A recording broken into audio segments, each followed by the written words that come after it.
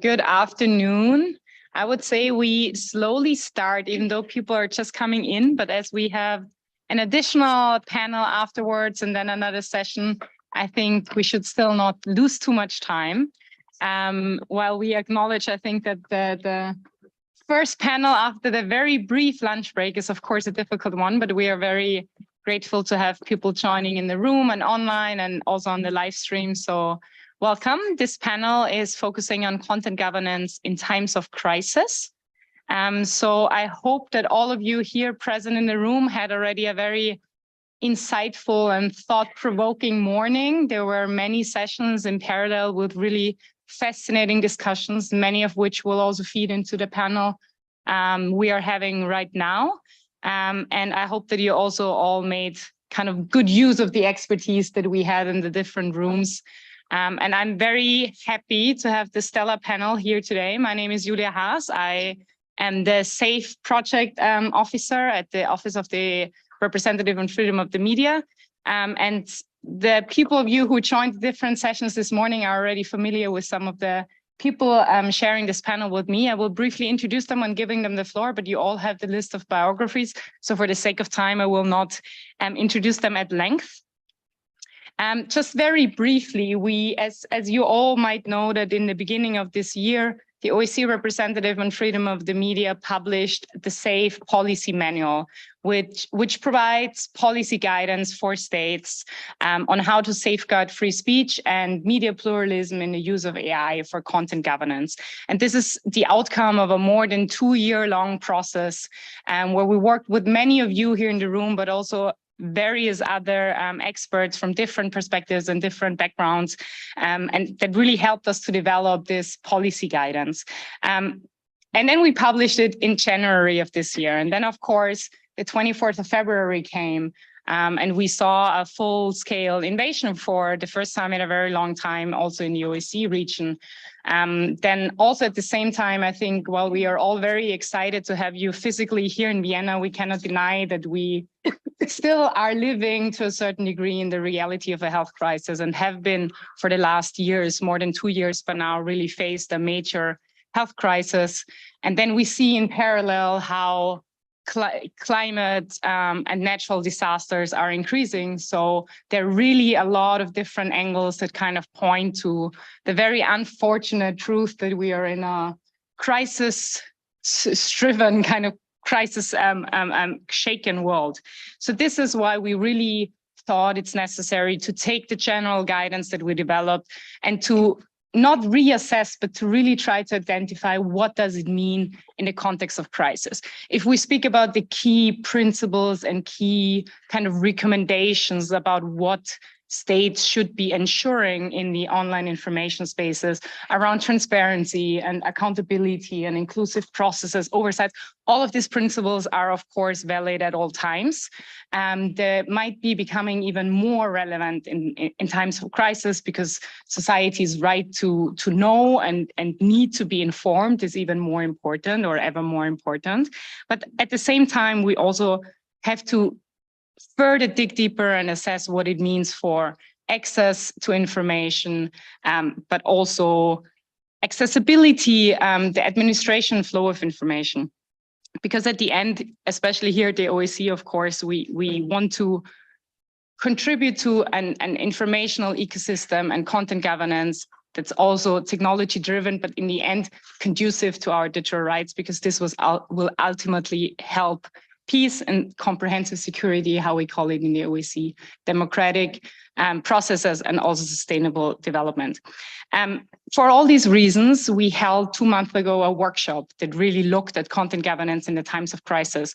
And I'm very excited that we have the rapporteur of that workshop with us here today, who is Matthias Kettemann, to the very left of your side, to the right from my perspective. He's professor for innovation and law at the University of Innsbruck.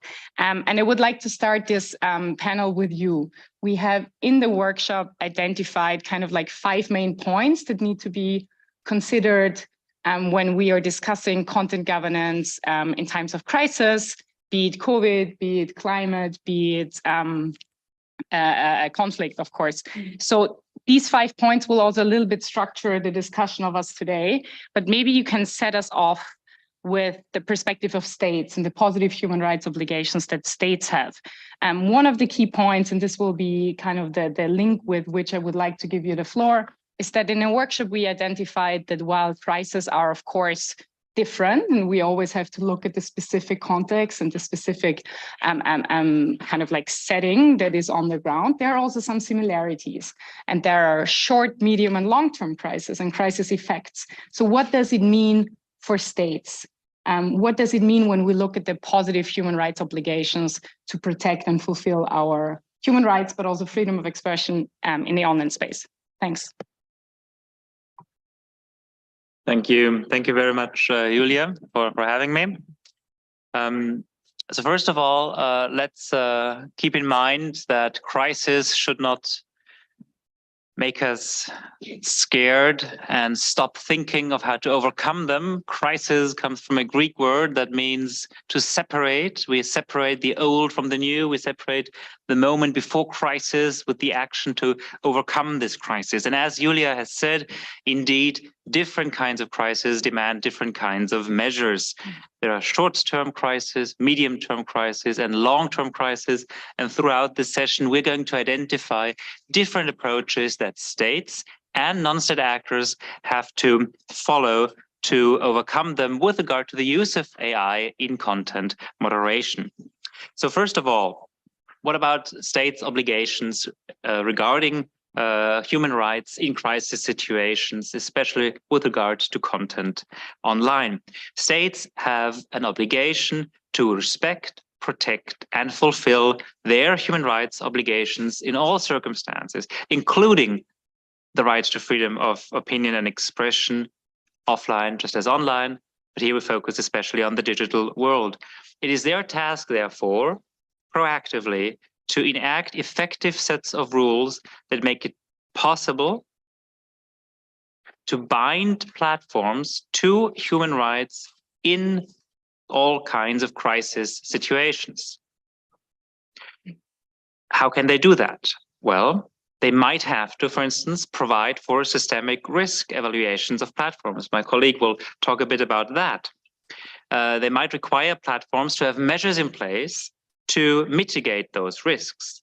They have to provide a legal framework which must take care to differentiate between the different kinds of crises that might occur. Short-term crisis, for instance, might demand quick measures to fight against illegal content, like terrorism content.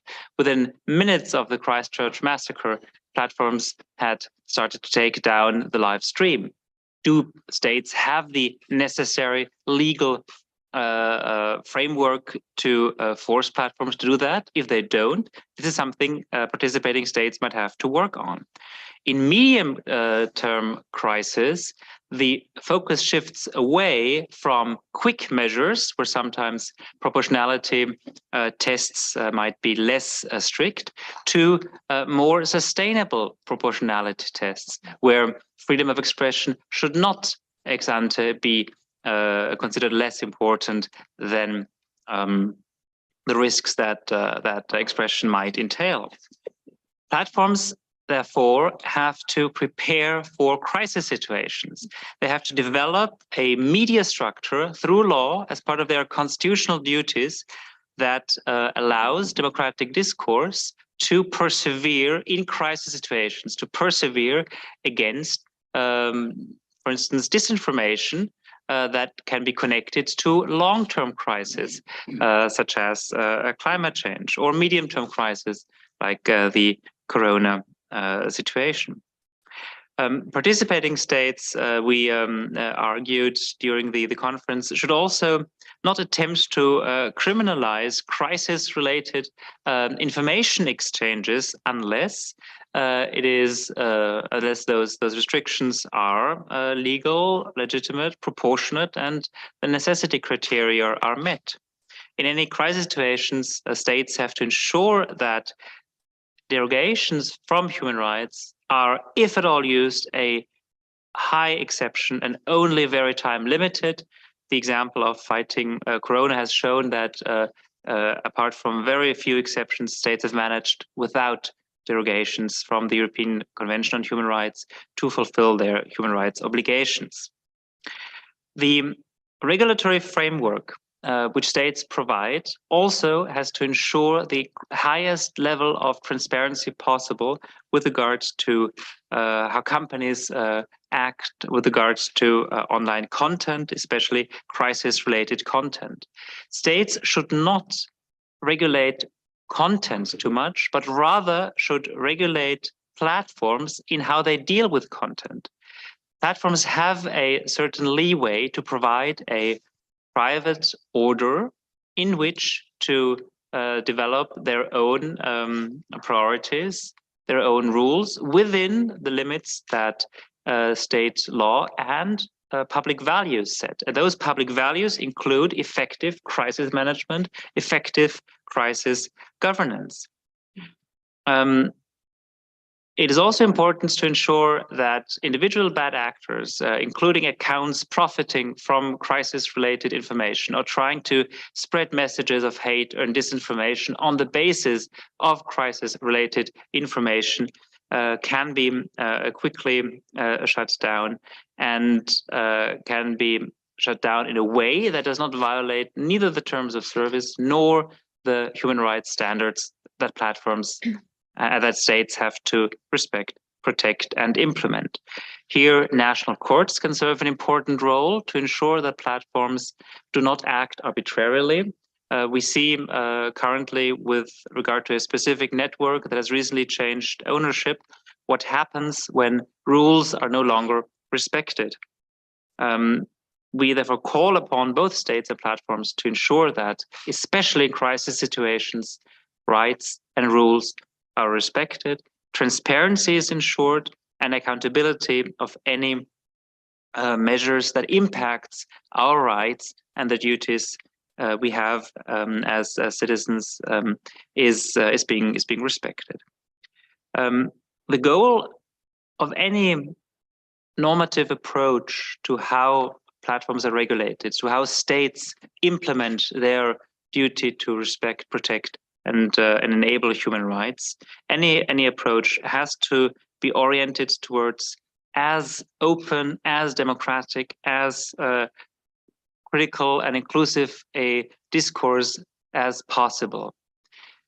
We should not overregulate, but we should take care to learn the lessons from the last 10, 15, 20 years of not providing the necessary rules to include to ensure that public values are ensured even and especially in crisis situations. One approach is, I've mentioned that briefly, to ensure risk assessments and due diligence safeguards, and that's something my colleague will now focus on.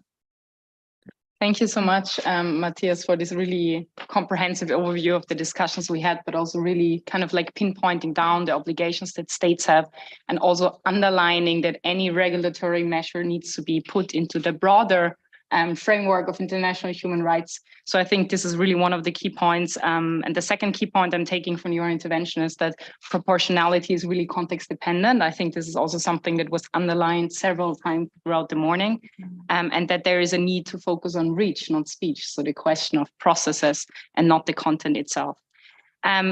I'm gonna pick up on you already kind of like laid the ground for the next speaker, for Marva, who is MENA Policy Manager at Access Now. And I wanna ask you to indeed speak a little bit about this due diligence safeguards and the risk assessment, but also on one of the aspects that Matthias mentioned, the need to prepare ahead of crisis, because in the end, of course, the aim of all these safeguards is to prevent crisis from unfolding.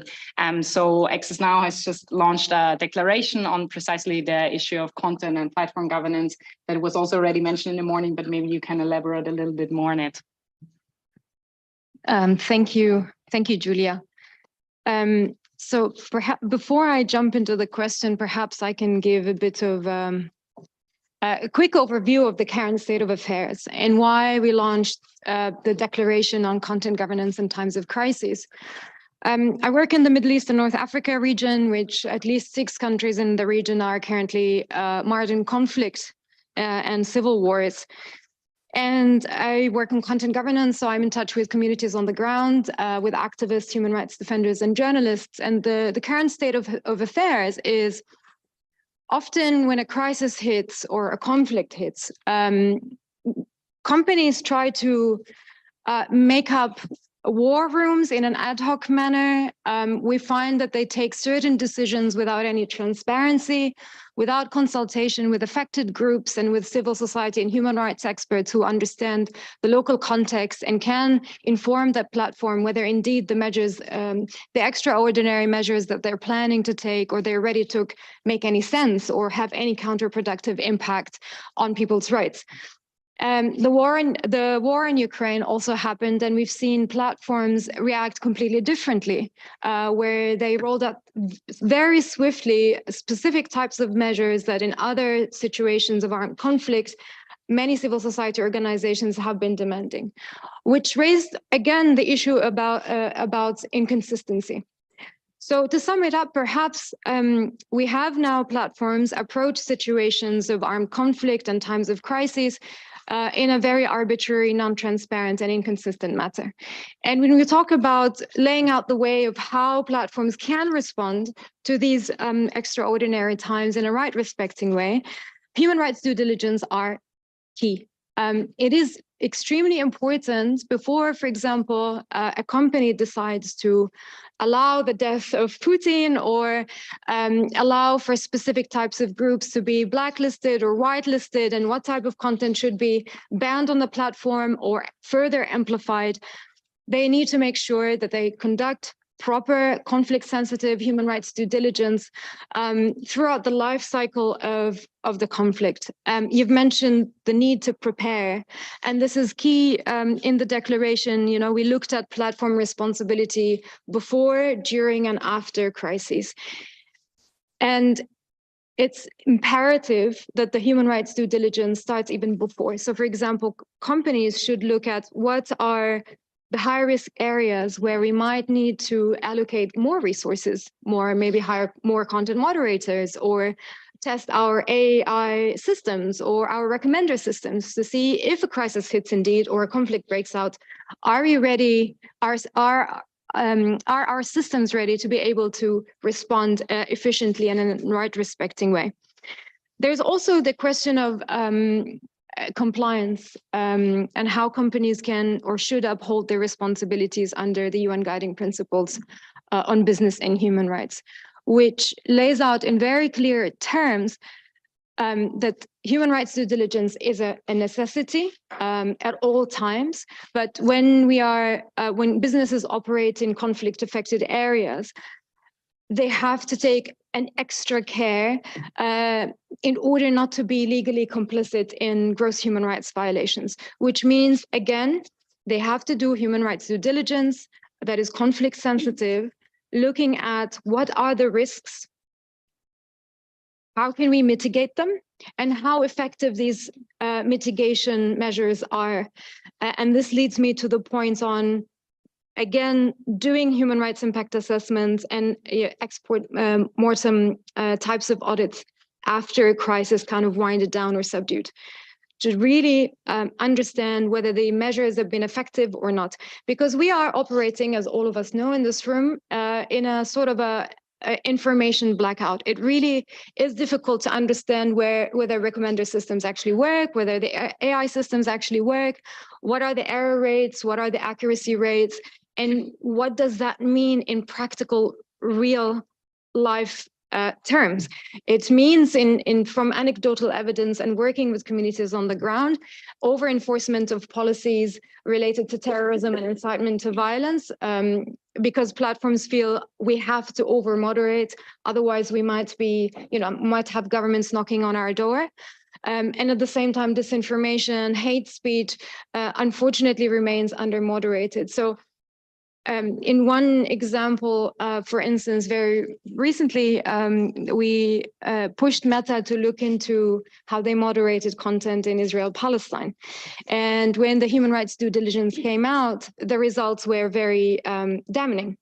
it was clear that most, if not all of the measures Meta had violated people's rights to freedom of expression, to access to information, to bodily security, to political participation, non-discrimination. There were high rates of over-enforcement, high rates of under-enforcement when it comes to hate speech. And they were also, they found evidence of bias. That platforms do not handle users and countries in an equitable manner. And when we talk about equity, we're also talking on a global scale. We're also talking about how platforms prioritize certain markets over the other. And the answer to addressing all of these structural problems in a way is human rights due diligence. Thank you so much. Again, so many important points here.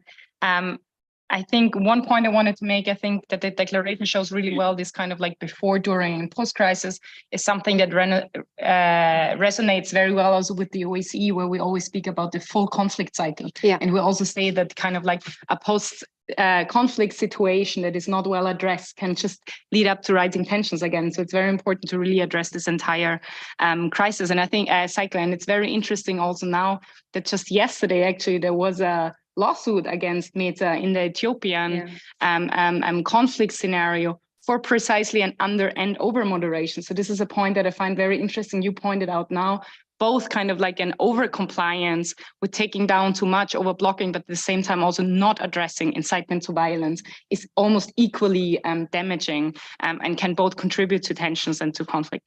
The second point you mentioned that I found incredibly relevant is really to underlining the UN guiding principles on business and human rights. Thanks for that. And then leading to already our next speaker, Marlene, to my left, who is now with senior legal consultant at ECNL, but also previously worked at Twitter. So you will really be able to kind of like bring those two perspectives into the conversation.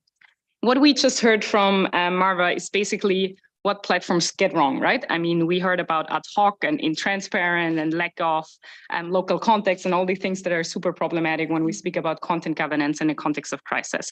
From your experience from civil society, but also the industry lens, can you maybe react to this criticism, but also link it to the session that you hosted just before, which was focusing on meaningful engagement? And I see that some of the people who also joined that workshop are also here in the room. But I think it would be very useful for everybody to really kind of like follow up on that, how to ensure that throughout this cycle and throughout this entire crisis cycle, but also content governance cycle, those who have the local expertise, those who are really on the ground, civil society, but also academics who have looked into situation can be involved throughout the process to ensure that the risks are duly and properly assessed and also mitigated. Sure, thanks so much, Julia, and hi, everyone. So as Julia said, I was at Twitter until 2 months ago. And for those who know me, I've been very critical of companies both outside and inside them. So when I joined Twitter, it was against the backdrop of Afghanistan in the past 12 months, Ethiopia, attacks in Sheikh Jarrah in May 2021, and many other conflicts that have been ongoing during that time. So I was overseeing content governance, the legal side, very much focusing on issues outside Europe and the US. And then lo and behold, February 24th, Putin invades Ukraine. And so the conversation has shifted a little bit there. One thing, so a couple of points that I'd like to highlight responding to Julia's question is, and following up directly to what Manuel said, the conflict and crisis issue goes beyond the ones that platforms choose to focus on. So I think it's been clear worldwide that platforms focus a lot on Ukraine. Not to say that that focus was not good or adequate. It was just inconsistent in a way that we have not seen that same attention given to other conflicts. And looking at crisis, which is the topic of this session, I think collectively here, it's important to see how we define crisis to begin with. So in Twitter's case, Twitter defined this as situations of armed conflict, which includes Ukraine, but also public health emergencies, large-scale natural disasters. And to give a little bit, to zoom out a little bit more, in addition to the conflicts that I mentioned before, 2021 was also, and still is, a global pandemic, we are in a climate crisis. Things will probably get worse. So when thinking about platforms and resilience and how to engage with stakeholders, it's really important to look holistically. And from an OSCE perspective in member states as well, and international law more generally, how we define crisis and where conflict fits within that, I think, is a priority. And having a definition that is both comprehensive enough and is future-proof, that can look into our shifting and really shattering conditions, while at the same time being precise and effective so that platforms or any private sector cannot pretend that this is not relevant enough. Doing all this, one thing that is key is to center historically and institutionally marginalized and vulnerable groups. What does that mean for social media? It's both on the side of demographics and personal characteristics, such as women and gender non-conforming persons, members of the queer community, racialized persons, including migrants and refugees, disabled persons, and those of lower socioeconomic class, because those will consistently be disproportionately impacted in situations at high risk, such as conflict. Relatedly, and that is immediately relevant to our work at ECNL, looking at persons in vulnerable situations such as activists, human rights defenders, journalists, and how social media impacts them both in positive and importantly in negative ways in the context of conflict. So bringing this back a little bit more to Twitter and looking at how a company should respond given very short time. If you bring yourselves back to February 24th, like Manuel said, there are other conflicts, but companies often operate on short-term, quarterly, but in this case, it was daily basis. The priority really was to look at digital safety and security resources for users, make sure that they are prompted on the platform, multiple languages, define what priorities are, looking at the risk level, and again, bringing us back to marginalized and vulnerable groups, and taking context-specific measures. And so one of the learnings from the Ukraine crisis, which I took leading legal at Twitter, was to use this as an opportunity to then have lessons learned and make them context-specific for any other crisis that would happen, to not only copy-paste, but to use what is important and helpful, recognizing the different needs, concerns, priorities, and power dynamics between context and looking at that very locally. So very briefly, because I know I'm short on time, some on the process and governance side, which I think many in this room agree here, are some of the key ways we can regulate going forward, is looking at transparency, which is, and Professor Ketterman brought that up. I think transparency is more important than ever in terms of crisis, where you have very fast shifting measures that are not always governance driven and based. And I should mention that all actions that platforms take in the context of crisis should be in addition to the general Santa Clara principles on transparency and accountability and content moderations that companies should implement, especially the 12 that have endorsed it, including Twitter. Another thing to consider of extraordinary measures is sunset clauses. At ECNL, we work a lot on national security and how that is weaponized in the name of more surveillance and censorship. Can I briefly interrupt you? Can you explain maybe to the room what sunset clauses mean? Of course, because I'm not sure everybody's familiar with it. So when you have in place a temporary emergency measure, such as, for example, specific enforcement guidance of content policies. Am I speaking your language? Okay. When any exceptional measures that any actor, including private sector, would take in the name of a crisis or a conflict or an exceptional situation should end at some point. Otherwise, we go from emergency response to de facto long-term measure. And Professor Ketterman brought up the difference between long-term and short-term crises. And that is something that we are very strict on at ECNL, is that naming something exceptional, but that happens forever, essentially removes the angle of exceptional. And we can see that in the case of Israel and Palestine pretty clearly.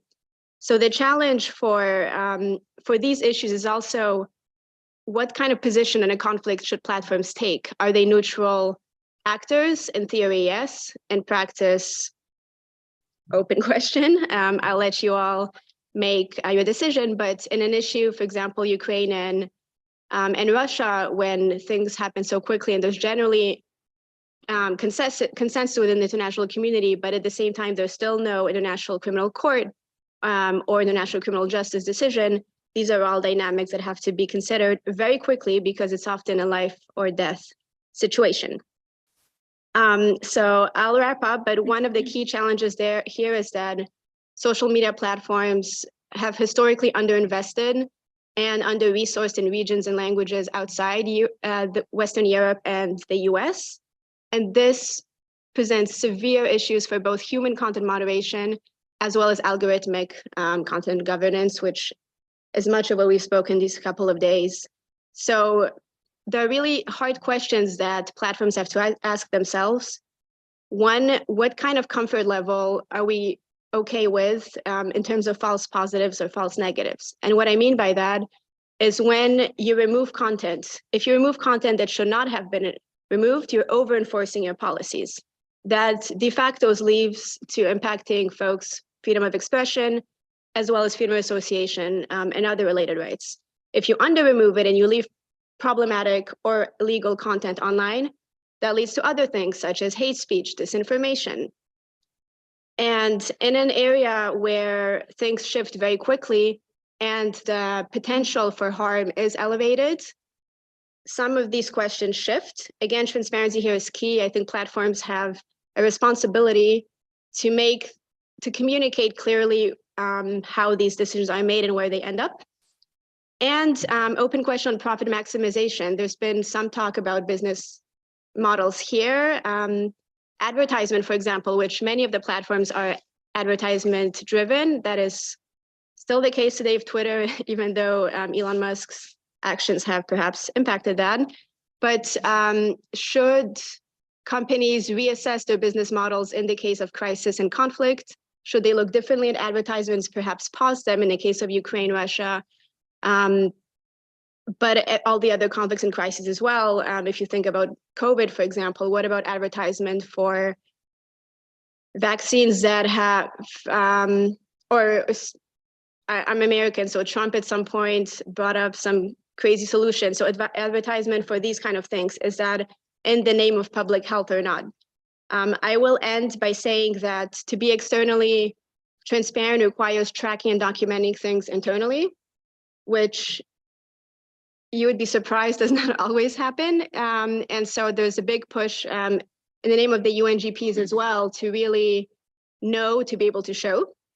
I will stop here, but in Q&A, I hope to speak more about how to make this consistent with international human rights law on a content substance side, and the essential role of stakeholder engagement and everything from content substance to governance, looking at both and engaging with local organizations as well as international, being very clear on what, how we are engaging with them. And I won't repeat everything that has been shared with our session today with Mozilla, but really being more intentional and ongoing engagement is the key to make this work.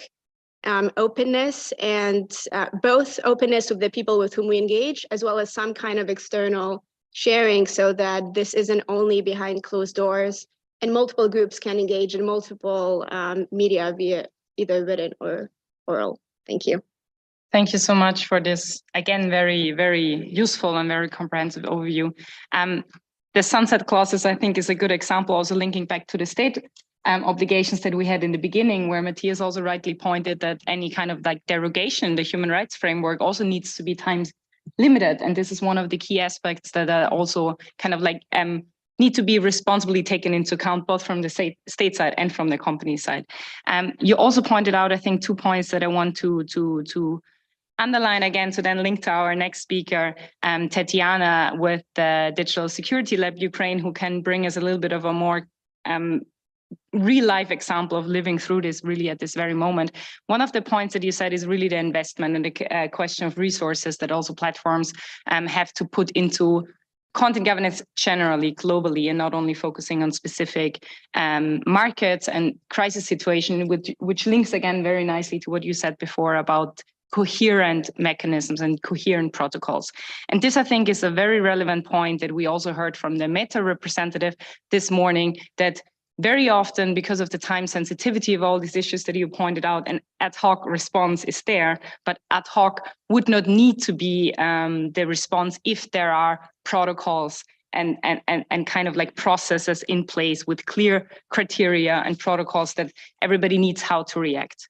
So listening to all of this, what you now heard on a more kind of like industry perspective, civil society perspective, the academic situation. Tatiana already briefly introduced you, your legal counsel at the Digital Security Lab, Ukraine. You also co-hosted a session this morning looking specifically on the cooperation between state, civil society, and platforms in the specific context of Ukraine. Can you give us a little bit more insight on that, but also trying to link what we heard before about almost kind of like the lessons learned that maybe from the situation in Ukraine right now and from this cooperation that seems to be working quite well to improve the information system or to decrease hatred and disinformation in the Ukrainian war context. What can we learn from it? What are the lessons learned for platforms and for states, also for other crises? And ideally, not only conflicts, but also the broader concept of crisis. Yeah, actually, I'm very grateful for the opportunity actually to speak about those issues, because they're very outstanding, especially in view of what's happening around the world, not only in Ukraine and not only related to armed conflicts. As regards our personal experience related to the war itself, I suppose that, and here I absolutely agree with what Marlena said, that different types of crises have to be treated differently. There can be no crisis protocol which is adaptable to any type of crisis. For example, pandemics, pre-election period, which is also sensitive when people also are receptive towards different types of hateful messages and disinformation, and the armed conflicts contexts are absolutely different in their nature, not only from how people behave, but also from the legal perspective, because different types of legal norms apply. And here I find it really important to speak about transparency issue, because as a representative of civil society, apparently I agree that transparency matters. But for example, in the context of armed conflicts, it is also important to preserve confidentiality of some issues. For example, when companies enter into the dialogue with representatives of civil society or representatives of the state, some issues might remain confidential because it might be the state secret, or not in Ukraine, but in other regions. Representatives of civil society might be endangered because the governments are authoritarian and they might repress those individuals. This also has to be taken into account. Therefore, for me, transparency always is firstly about the how can every stakeholder get into the dialogue, rather than what stakeholders can speak about into that dialogue. So sometimes issues might preserve confidential inside that communication, but every single stakeholder has to know on which subjects can the dialogue be built on and how to enter the dialogue. And that's actually what drives me to the point of multi-stakeholder cooperation itself. The platforms themselves, as a focal point of this discussion, they have to clearly notify all stakeholders based on which issues and based on what subjects they're ready to cooperate. For example, they have to clearly state that if there are aggressor states who are trying to suppress speech, the cooperation on such issues will not be developed further than a certain point. For example, the dialogue is started if the states are not ready to change their policies towards freedom of expression, if the states are not ready to build the adequate policies, human rights protective policies, then the dialogue would not proceed. The same regards the Human Rights Protection Index. So the companies shall not cooperate with the states which have a very high rate of violations of human rights, because that would not be effective, but sometimes it might lead to manipulation by the company's behavior from the side of the state, especially since actually we have to be fair on this point, at this point, that business always depends on income. And sometimes states might manipulate by closure of the market, forcing companies to behave certain way. And that's directly the point where the companies shall refuse to cooperate, because human rights shall be put higher on the list of values than income. But that's also the task which has to be done, which has to be performed, and the consideration has to be done in this respect. Also, I wanted to stress the really important, from my perspective, point about the participation of international organizations, including the United Nations, the OSCE, the Council of Europe, and others. Indeed, and that's the point I advanced before, and which was advanced today by Marlena, that companies cannot wait for the decision of the International Court of Justice or the decision of the International Criminal Court or Special Criminal Tribunal, for example, when the issue regards the atrocities, because it might take like 10 years, 20 years for the truth to be established, but it does not mean that policies shall not be changed throughout this period. And that's the point where the companies take risks. But the risks cannot be endless, because again, we go back to the issue of business models. They cannot have endless losses. Therefore, international organizations who have power and who have reputation and whose word has weight has to dwell upon the outstanding issues. For example, whether the incitements in Ukrainian context are incitements to genocide or not. That's what has to be addressed for Meta, Twitter, YouTube, TikTok, Telegram, and other companies to work effectively. If it is incitement to genocide, they will behave one way. If it is purely hate speech, they will behave other way. But who can tell them whether it is incitement or not? That can be done only by international organizations with the reputation and with weight given to their words. It cannot be like local NGO. Unfortunately, we are willing to be in the position, but we are not. As regards civil society, one of the most concerning issues, unfortunately, we were not on time to bring it during our morning session, but that really concerns us a lot. There are umbrella organizations which do wonderful work. They create the platform for a dialogue between the smaller local partners. But umbrella organizations such as Article 19, ECNL, ICNL, Access Now sometimes lack local expertise. And if companies contact only big international civil society organizations, sometimes their expertise cannot help, cannot assist. That's why they have to deal directly with local partners. Another issue with local partners, though, and it's not the context of Ukraine, but it's rather the broader perspective, that local partners can and shall be picked with consideration of diversity. Because sometimes, especially when the crisis concerns, for example, pre-election periods, the local partners can have one or another view, and lots of different voices have to be heard on the ground to build the policy appropriately. Because if it is some kind of the issue which is more or less clear-cut, like saying that atrocities are bad and violate human rights, it will be more or less clear. But in other issues, the broader variety of voices has to be heard. And that's it for now. So I give floor back to Julia. Thank you. Thank you so much. Again, especially for underlying the need for local expertise and really acknowledging the local context. I found it also incredibly important that you underlined that the human rights responsibilities by platforms are independent of those of the states. So sometimes also, and you mentioned also briefly, the positive impact that platforms can have for human rights and civic engagement in the context of crisis. And at the same time that we kind of have to think about manipulation and misuse of the systems and also have regulatory responses.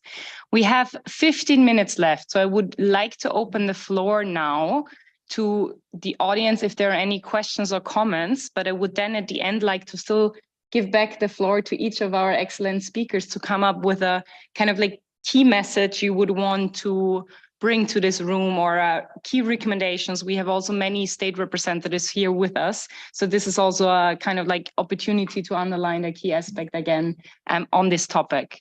But before that, Are there any questions, comments, additional points by anyone in the audience?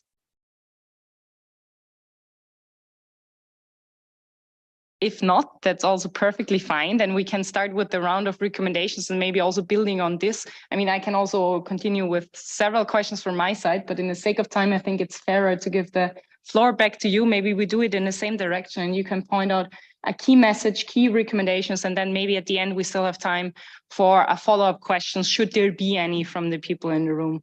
Matthias, can I start with you again, please?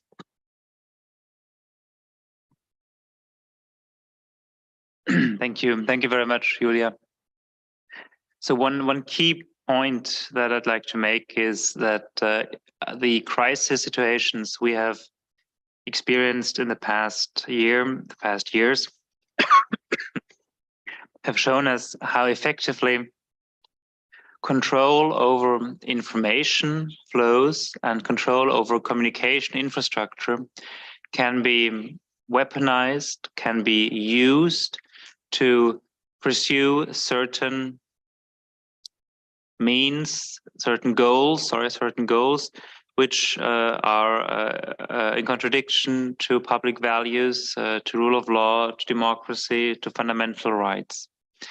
The actors that leverage their access to the control infrastructure regarding information and communication flows range from terrorists, providers of terrorism, pro-terrorism content, to disinformation agents, state-sponsored or independent, with economic goals or those with political goals to destabilize societies, using existing crises, and enmeshing actual stories with disinformation.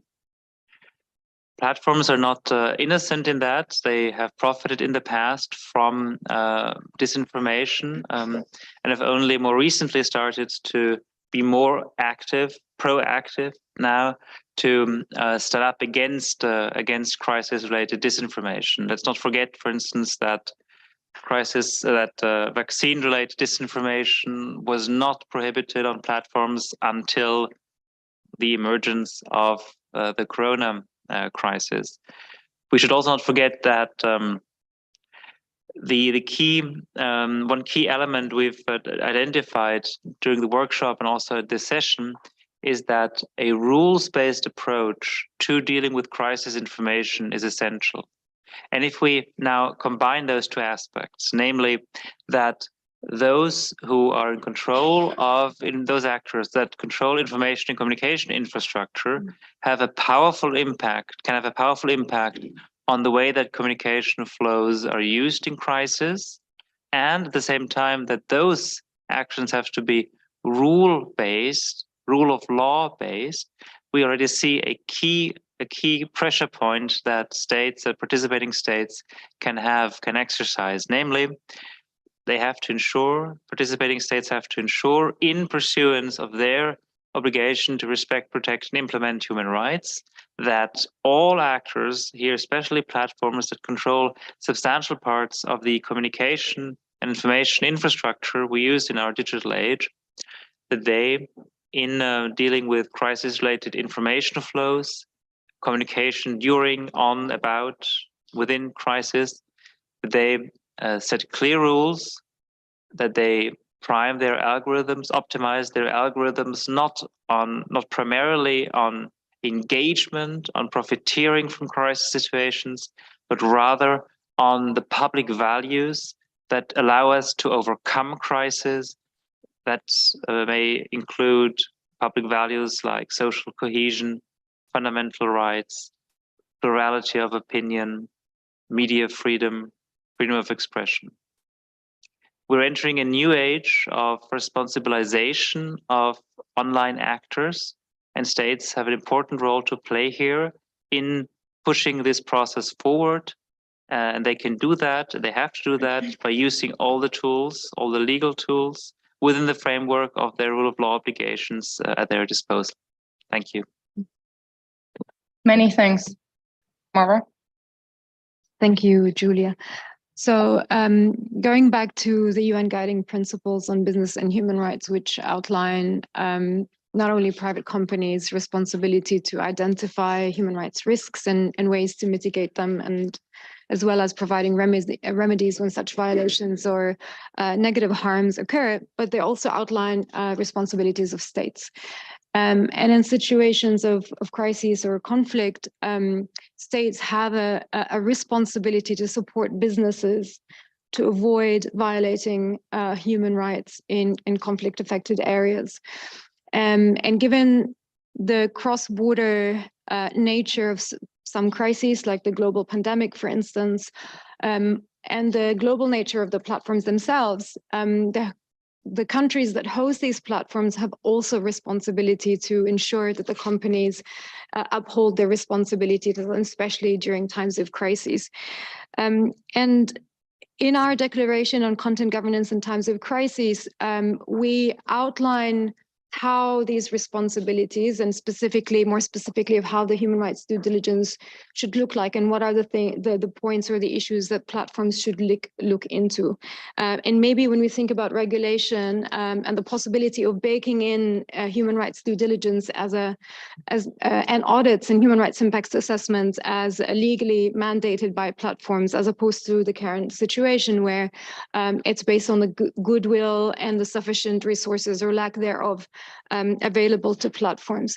And so when we discuss human rights due diligence or impact assessments before a crisis, it's essential for platforms to look at any foreseeable negative impacts, not only on human rights, but also on companies' obligations under international humanitarian law. As Tatiana mentioned, in times of crisis, different legal standards apply.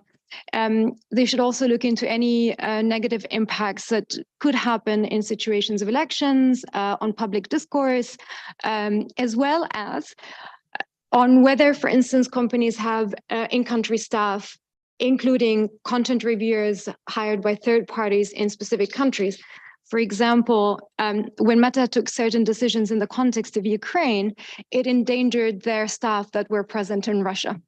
So it's important also before a crisis that platforms look at where they exist, where their resources are, and how this might be impacted in the future, and particularly in high-risk areas.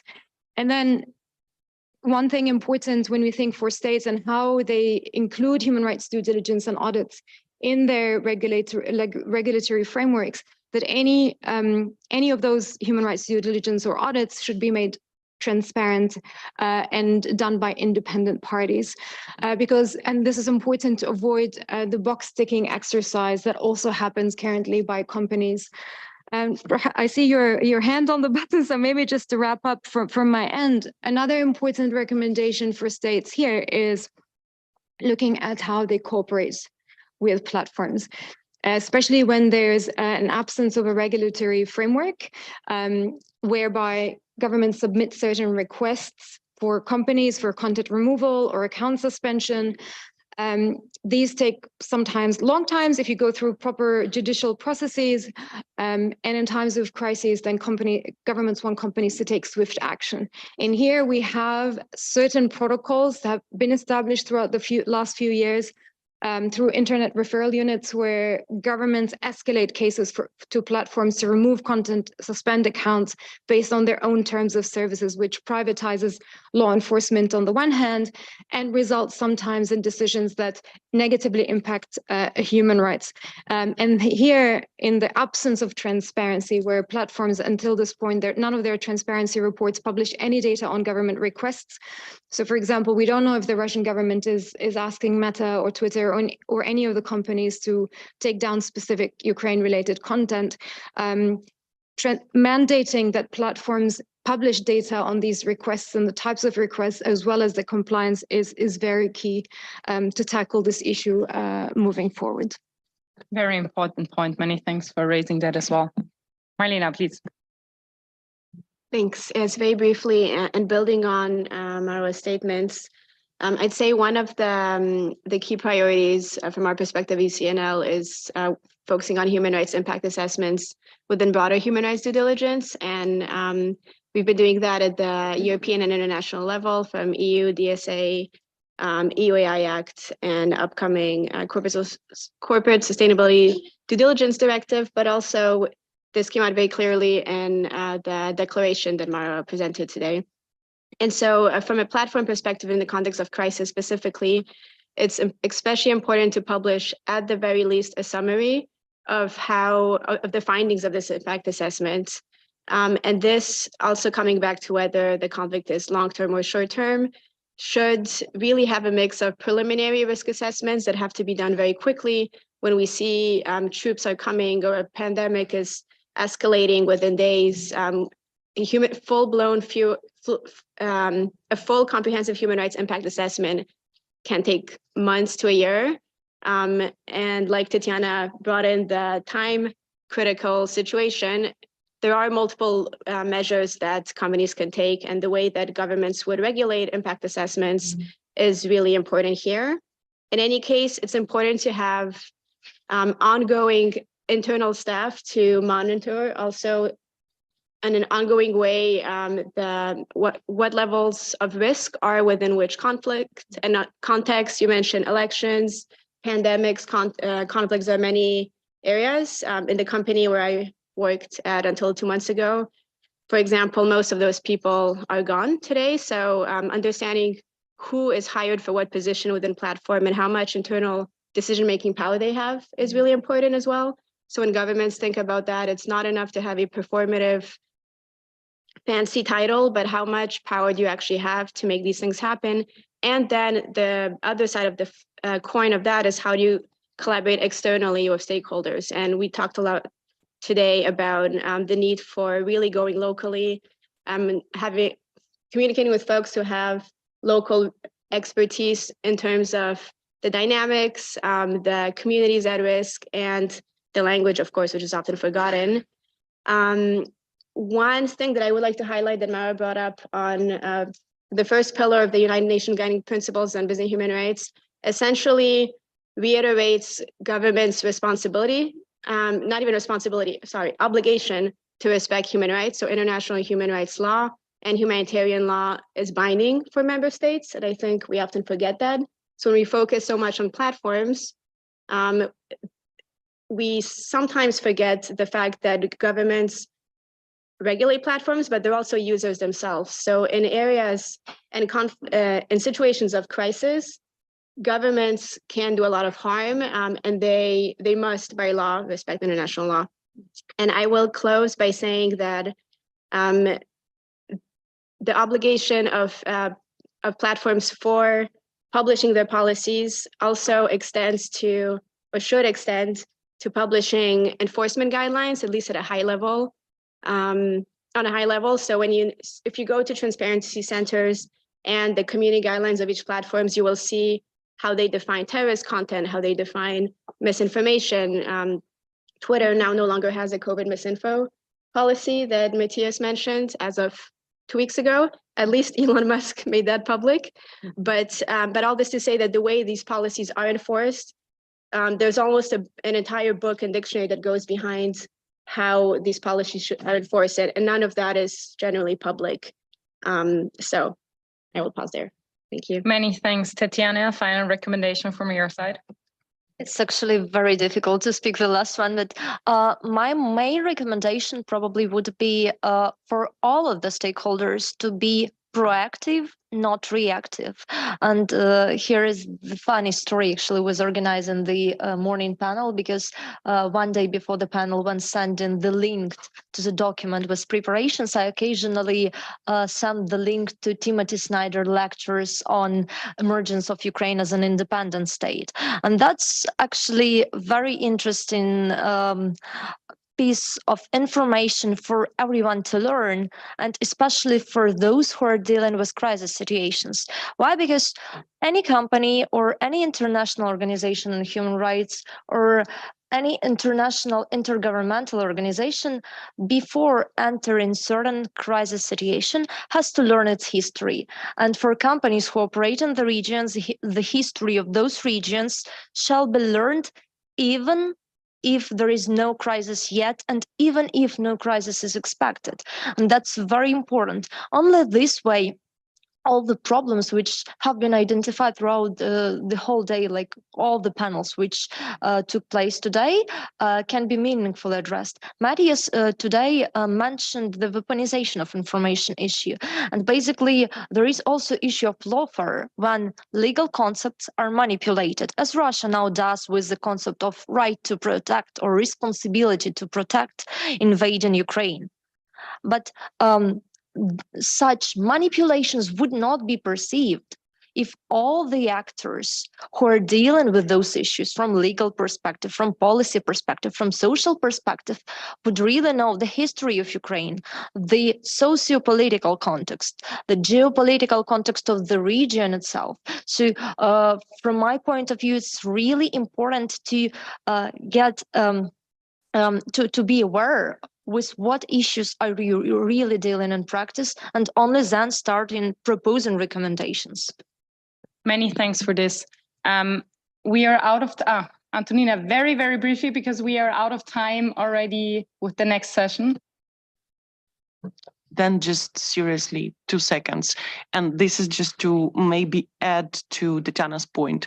I think generally we need to focus more on prevention, because what we are discussing is essentially reactive, while both, ICC, PR and Genocide Convention are talking about prevention.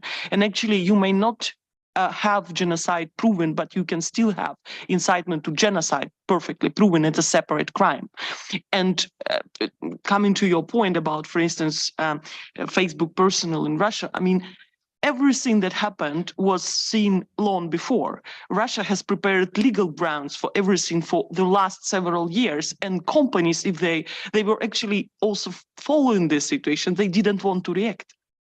That's the story. If they reacted, they would have never had any situation of endangering personnel or whatever, because first package of laws adopted end of 2020 and second package of laws adopted mid of 2021.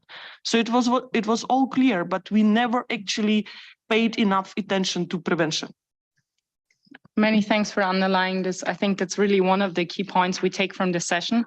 I don't want to pretend to repeat or kind of sum up everything, but I think it's still maybe to underline a few points that I think were the key messages of this panel.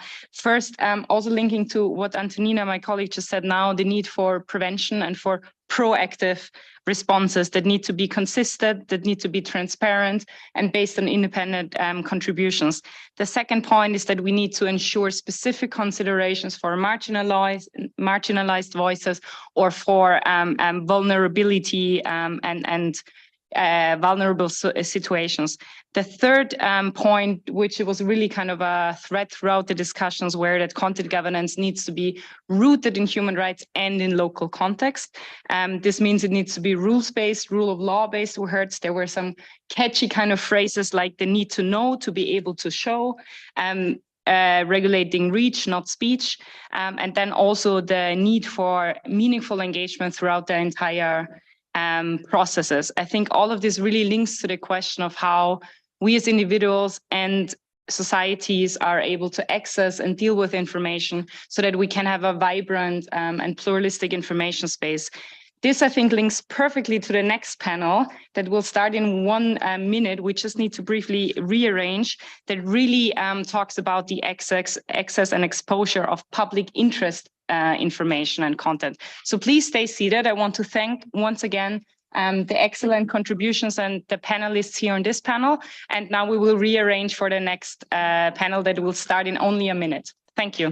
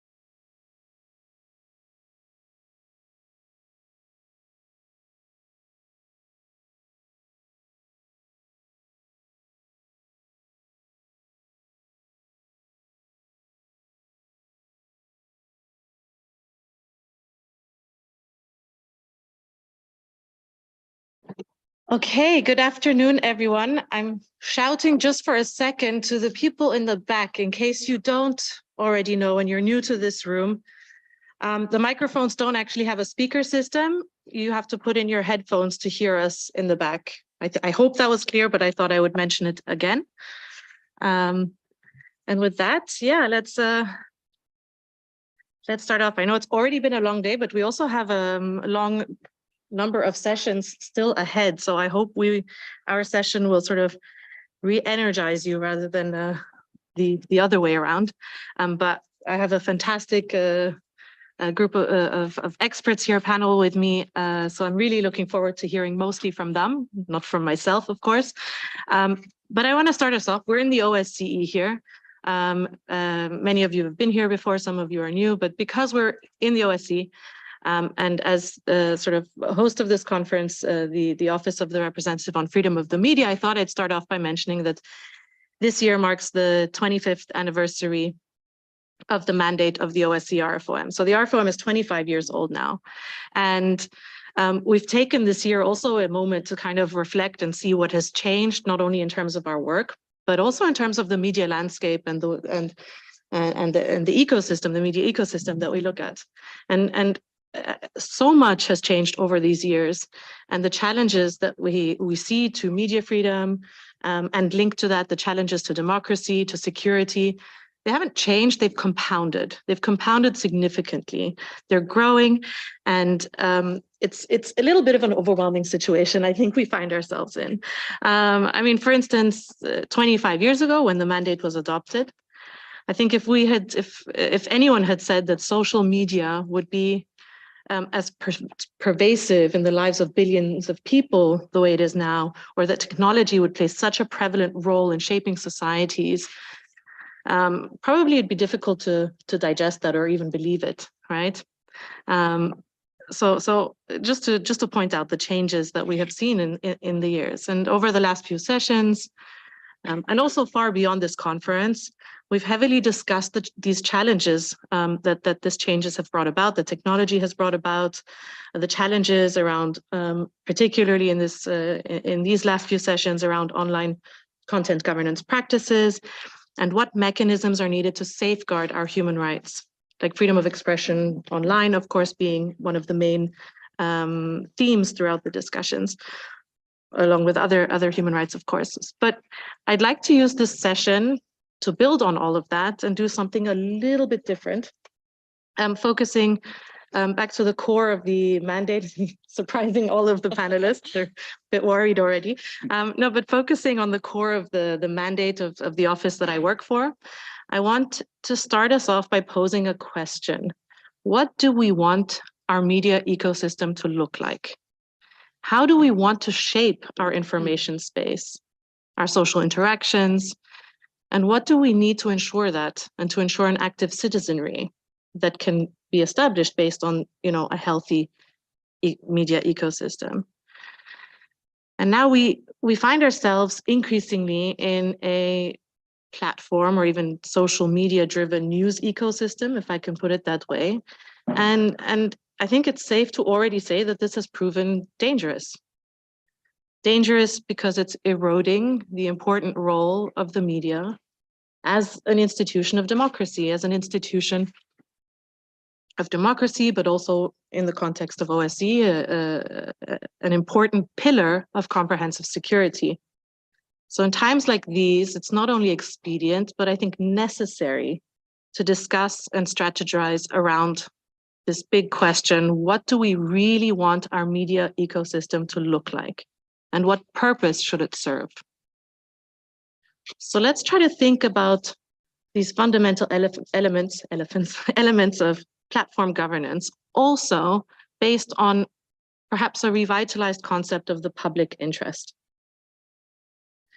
And we need to do this also, and important to highlight here, continuing to safeguard individual rights, of course. So it's about protecting our human rights, including the right to freedom of expression.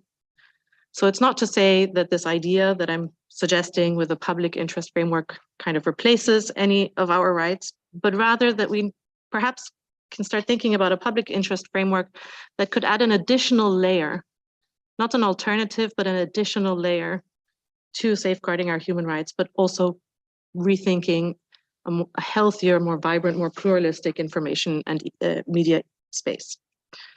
So as I mentioned, I'm pleased to have a fantastic panel of experts here to explore the current practices of how information spaces are being shaped today and how we could reimagine it.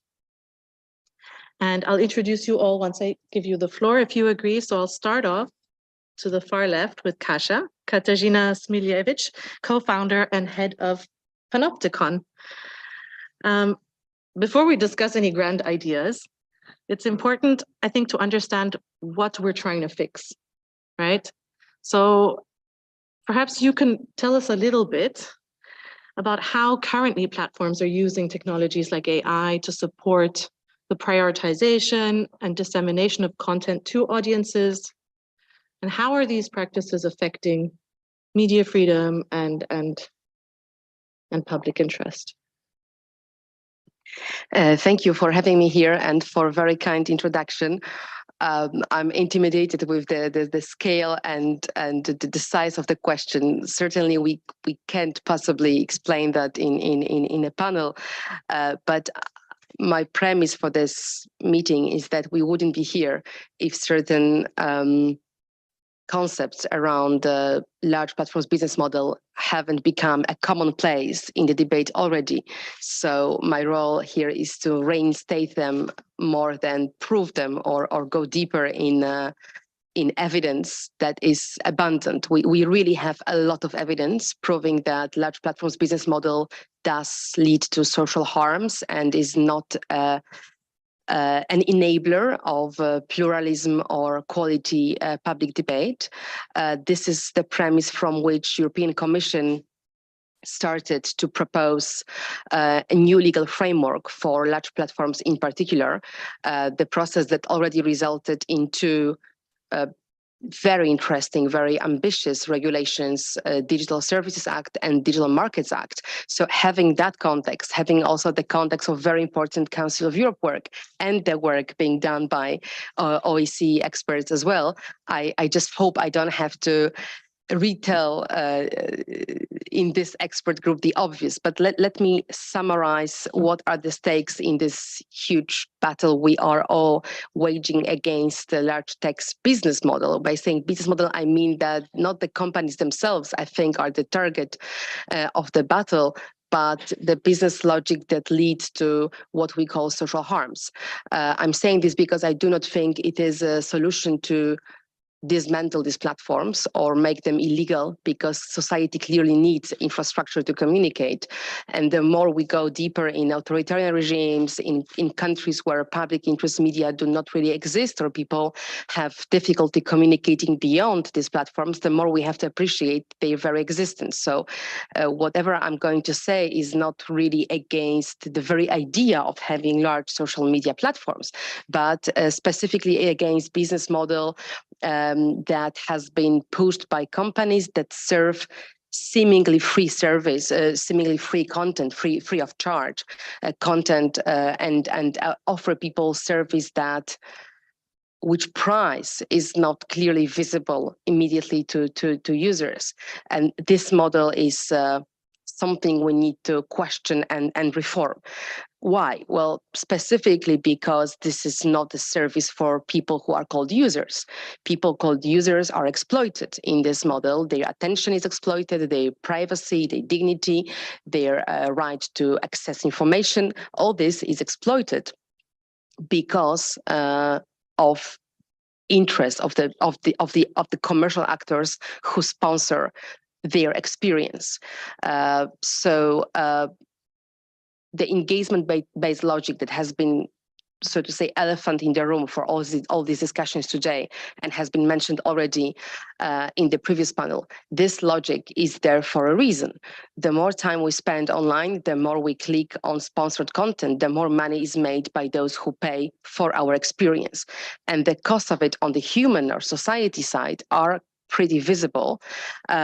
We've been, as network of independent organizations, investigative journalists, researchers, we've been collecting evidence of all these harms for a long time. There is even something called the Ledger of Harms, created by Tristan Harris and his organization, full of pretty recent research proving a whole variety of harms with statistical data behind it. But when we look at it, obviously, the first question everybody has is there a causal link between engagement-based ranking and between the design of these services and all these harms that include, mental harms, public debate being full of disinformation and polarized content, very poor pluralism of views within the rabbit holes in which people fall, and in all these phenomena that we've been discussing for years, at least more than 5 years already. The causal link is a tricky thing to prove without access to real data that is only accessible to insiders and data scientists who work inside of these platforms. We all hope that with the new regulatory framework imposed on them by the EU, we will get this access, because access to data for researchers will become one of the obligations, and the European Commission itself will engage in auditing and will demand or propose mitigation measures. So we are probably getting to a point where all these claims will be either verified or rejected.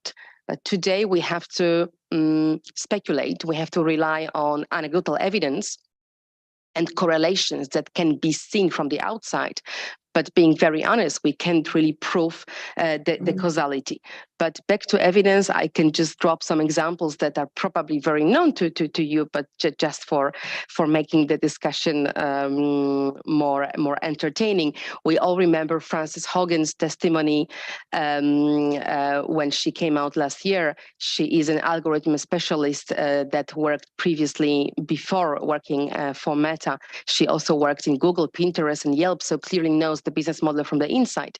And she said in the US hearings, I'm here today because I believe Facebook, it was still Facebook back then, products harm children, stoke division, and weaken our democracy. And specifically, she said that the algorithm that rewarded posts that generated what Facebook back then called meaningful social interactions, that was this promise for users that finally they get what they wanted, actually is dangerous, because that very model yields unhealthy side effects on imported slices of public content, such as politics and news. So in other words, if as long as social media services rely on what triggers people's attention and what makes them emotionally engaged, it is very unlikely to give more visibility to neutral, fact-checked, public interest news. No, it won't be the case. What will be the case will be visibility of content that is supported by people similar to myself, and is very likely to be emotionally engaging, polarizing, and bringing me more and more into my own rabbit hole. Another case that was very loud last year was Molly Russell's suicide.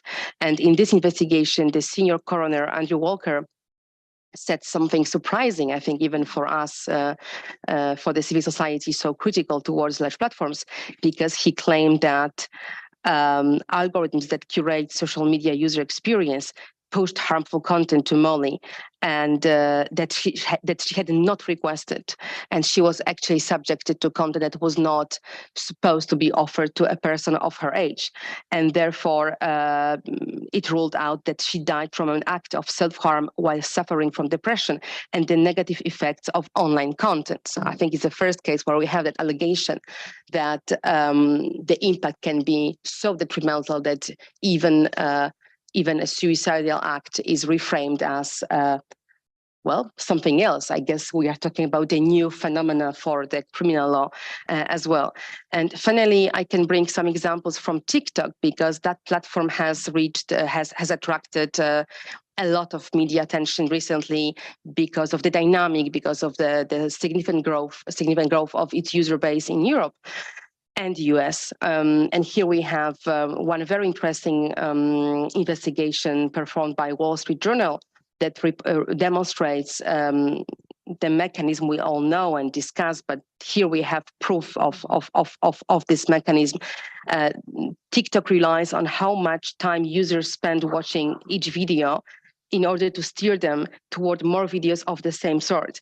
And it's apparently sufficient to spend more time on one specific type of content, emotionally engaging type of content, to immediately receive more recommendations of the same sort, which leads especially young users into very dangerous rabbit holes with the content that is no longer moderated the same way as very popular content on TikTok, because simply moderators cannot do their job in this very, dark corners of the platform in a very efficient way. Ben Smith, reporter of the New York Times, even claimed that TikTok's algorithm is incredibly good in revealing people's desires, including the desires they've been repressing themselves, like their real sexual orientation, for example. So, discovering all that shows the challenge that especially young users, young people being subjected to this algorithmic curation face, and the question of mental harm, digital well-being, exposure to specific radicalizing, polarizing, or sensational content. All these challenges are pretty clear at that point. The big question is, how can we face them without questioning the very core of the business model, which is making money on content that is free, that is served without charging people who watch it? How else can we approach that challenge? We do have some ideas within our network, and I believe we have space to discuss these ideas later on. And now I should, I guess, end my intro. Thank you, Kasia, for an excellent intro and a really helpful overview of what we're talking about in terms of the challenges that we are indeed trying to address, and also for the examples, particularly mentioning also, I think a nice segue is the Hogan testimony and the link or the clear message that was given of the impact that these practices have, particularly on information flows with regards to politics and news online, and how this causes divisions and weakens democracy. And since we're talking about news and media, I want to move to Hans Hoffmann, who is the head of Media Fundamentals and Production at the European Broadcasting Union, the EBU, focusing a little bit in your role also on public service media. So I'd like to ask you if you could tell us a little bit specifically about the difficulties that you find that public service media face in this attention economy, and the possible ways forward to safeguard this notion of public interest content, as we just discussed at the beginning, and what role can or maybe should public service media play in that regard? But I come back and say a very important role. But before that, also thank you for having me here. For those who don't know the EBU, the European Broadcasting Union, it's much more than the Eurovision Song Contest, I think, which you all know. So the EBU is actually the professional non-for-profit association of public service media organizations in Europe, with many associates actually around the globe, such as Canada, such as the US, even Australia, NHK in Japan. So we have a pretty widespread of membership, 113, 111 members. Let's just recap when we come to your question. What is actually the core mission of a public service media organization? So in the old times, it was always defined as providing universal values, provide reliable, good quality content in the public interest to the audience, to the citizens. And when you translate this now into the future, we associate adjectives such as trustworthy news, such as, is the content origin? Has it been altered? Has it been altered by algorithms? I mean, it's a completely new era for public service media organizations who were used to have a very reliable, well thought and workflow in terms of news distribution to the audiences. Now online has changed everything and social media has changed everything. And this is, of course, as you rightly say, the challenge for us. And this brings me to one of the points what we are actually arguing, fighting since several years already, which is the ranking and the prominence on platforms and in social media environments. This is an issue. And just to give you one example to visualize this a little bit, if you go to a very famous search engine and you type in, for example, Doctor Who, which is a very prominent series of the BBC, you will definitely not be led to the BBC homepage. We will be led perhaps to an alternative provider. Could be YouTube, for example, which is not the origin of the content.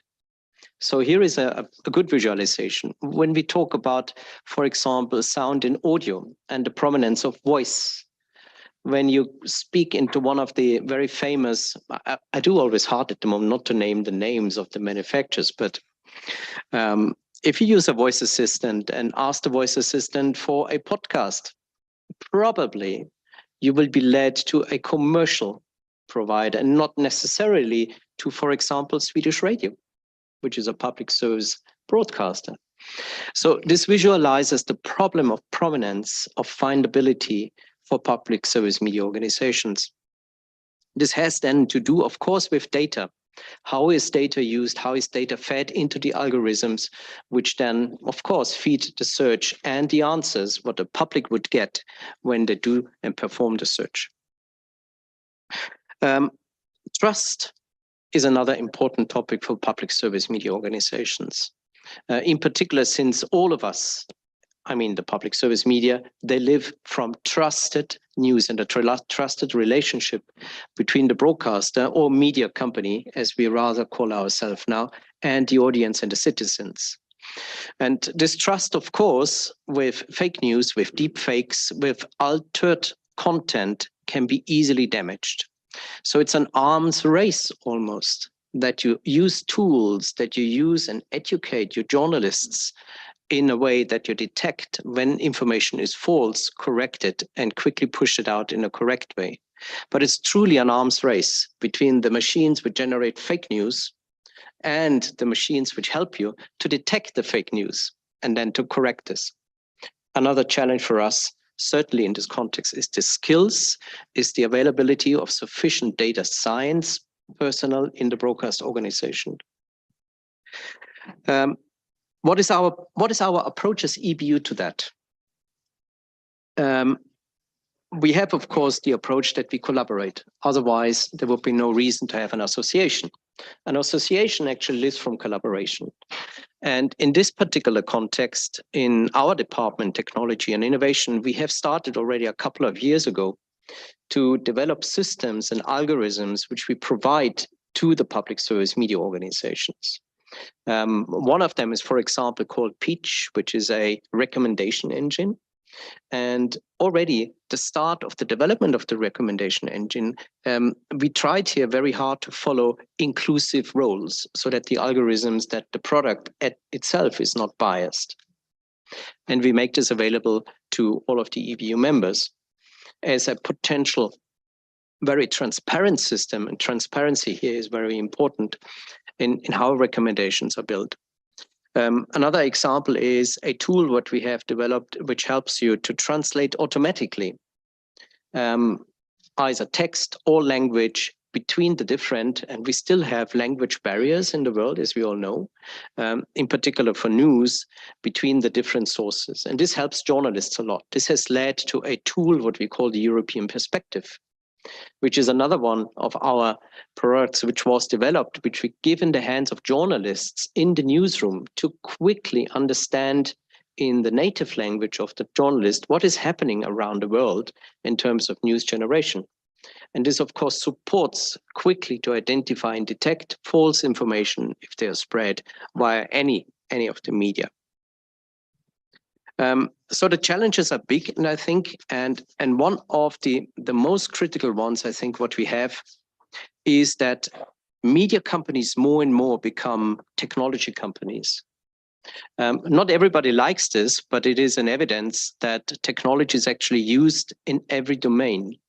And the question, of course, for me will be then, how can we translate the policies, what we define, and the regulations, what we define, and we need them desperately. How can we translate them into standards, which at the end of the day need to be followed? A standard should not be too rigid.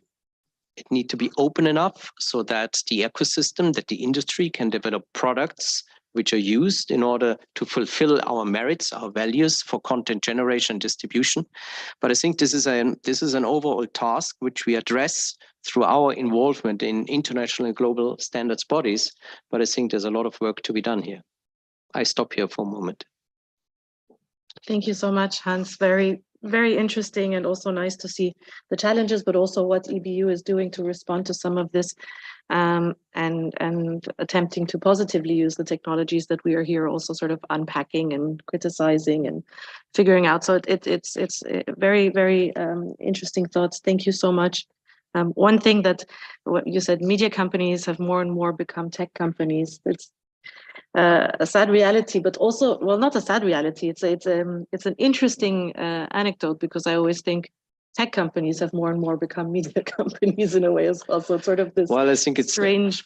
Yeah, use tech to generate media. Use tech to generate media. Yes. Yeah. Yes, it's very interesting. But you ended with this questions around how to develop standards, and which also nicely brings me to our next speaker, Eleonora Mazzoli, who's a PhD researcher at the London School of Economics, who's going to give us the quick fix answers and solutions to the grand questions I had at the beginning of our session. No, but it would be really interesting to hear from you, because I know you've done a lot of research in this area. If you could talk us through a little bit the practicalities. We're here talking about a public interest framework. We've kind of understood now a little bit what we're talking about, but what can it look like? What would a public interest framework look like? How would you define it? Who should define it? And obviously, there will be some risks. What are those risks potentially that it carries? Yeah, and maybe just to explore this angle a little bit. Thank you. Thank you very much, and thanks for having me here. Of course, I'm not going, spoiler alert, provide the solution to everything. I might raise more questions than bring answers, but I'd like to sort of reflect on the research that I've been doing, on some of the discussion that we had previously in a workshop with some of the experts in the room, to suggest or point out some possible solutions that are there, and some of the key questions that I think, especially as states and regulators are thinking about this area, they should be asking themselves when approaching regulation. And I would start by saying that posing questions about the public interest in new forms of intermediation is nothing new, right? It's always been part of media and communication discussion. It's sort of embedded and infused in the profession of media and communication as an obligation towards the public. Then we might argue, what is this public? How you define it, but also the key question here is also how you then transcribe it into obligations or benefits that reflect this sort of non-economic ideology or non-markets ideology that policy, especially media and communication policy, have always tried to take into account to then contribute to broader societal benefits and create some form of public value. But I also want to question a bit this notion in a way. We're dealing with a very normative notion, very contested, often ill-defined. It can be vague, it can be malleable. You hear this notion used in calls for intervention, but also in calls for the regulation at the same time. So I think when we speak about the public interest or public interest framework, it needs to be contextualized and also operationalized in a way, depending on what kinds of problem we're looking at and what kinds of actors also that we're looking at. And in particular today, I think we're looking at this question of whether law and policy should intervene to create a framework that is applicable, especially for content curation, which is sort of the other side of content moderation. And the ideal goal would be to sort of prompt a positive change in industry dynamics and shape, let's say, in a positive way, access to news and media online in a way that is not just driven by commercial private interest, as Kasia was mentioning in the beginning, but that there are some public interest objectives. And again, here, whose interests we are addressing here? What is the envisioned public behind it? What kinds of objective are we addressing? Is it diversity and plurality online? Is it freedom of expression, privacy, freedom of choice, all of them together? How do you balance it when you shape and develop a policy intervention? Because intervening to protect one objective might also have counter or unintended consequences towards another. And I would say that we can start by sort of a very high level, but very useful way that research I've been looking at it as the public interest and institutional imperative and a regulatory mandate. An institutional imperative could be decline into core objectives that organization in general, like media or news, but also platforms and online intermediary, should aim to achieve in their daily practices in a more sort of independent and self-regulatory way. And as a regulatory mandate, we could think of it as areas that we know where the market is not really functioning already, and therefore an intervention is needed to fix it in a way or ideally positively shape it. And to make it a bit more concrete, I'd like to bring 3 examples in a way. One self-regulatory, a sort of co-regulatory more saturated, then one taken from a recent study to which I contributed on media plurality online, where we developed a policy toolkit for prominence and content prioritization online. So a concrete example of where a combination of co-regulation and sort of statutory intervention is exactly public service media, right? You have a mission to serve the public interest, but this is not just a high-level mission. It's translated into objectives, into legal obligation, into a remit that sort of impose certain obligation on what kinds of content you provide, what approaches you might have to data as well, what kinds of standards of transparency, diversity, accountability, independence they have to strive for. And this is then translated into AI system that this organization use themselves. An example is, for instance, the BBC Public Interest Framework for AI and Machine Learning. And there, again, they have a very high level set of principles, but then they are transposed and translated and operationalized depending on what kinds of AI or data-driven technologies we're addressing. So they've collaborated with the Data Lovelace Institute to try and develop an ethics by design framework to data practices that looks at personal autonomy, explainability, transparency, and how to address this question when they deal with users' data, because they also deal with, as Hans was saying, with analyzing and collecting data. But also they've then translated this into this notion of diversified algorithm that doesn't only optimize for engagement, popularity, or relevance, but also takes into account this diversity of exposure, which is part of the Peach project as well. And then a more self-regulatory example comes from news media organization. Again, here we've always seen sort of self-designed, self-imposed behavioral codes that think about this very high-level public interest notion, but then how do you translate it? And there are some examples out there they've tried to translate this notion into standards. And one example is the Journalist Trust Initiatives. For those who are not familiar, this is a multi-stakeholder initiative that developed technical standards at European level to define quote unquote, trustworthy journalism.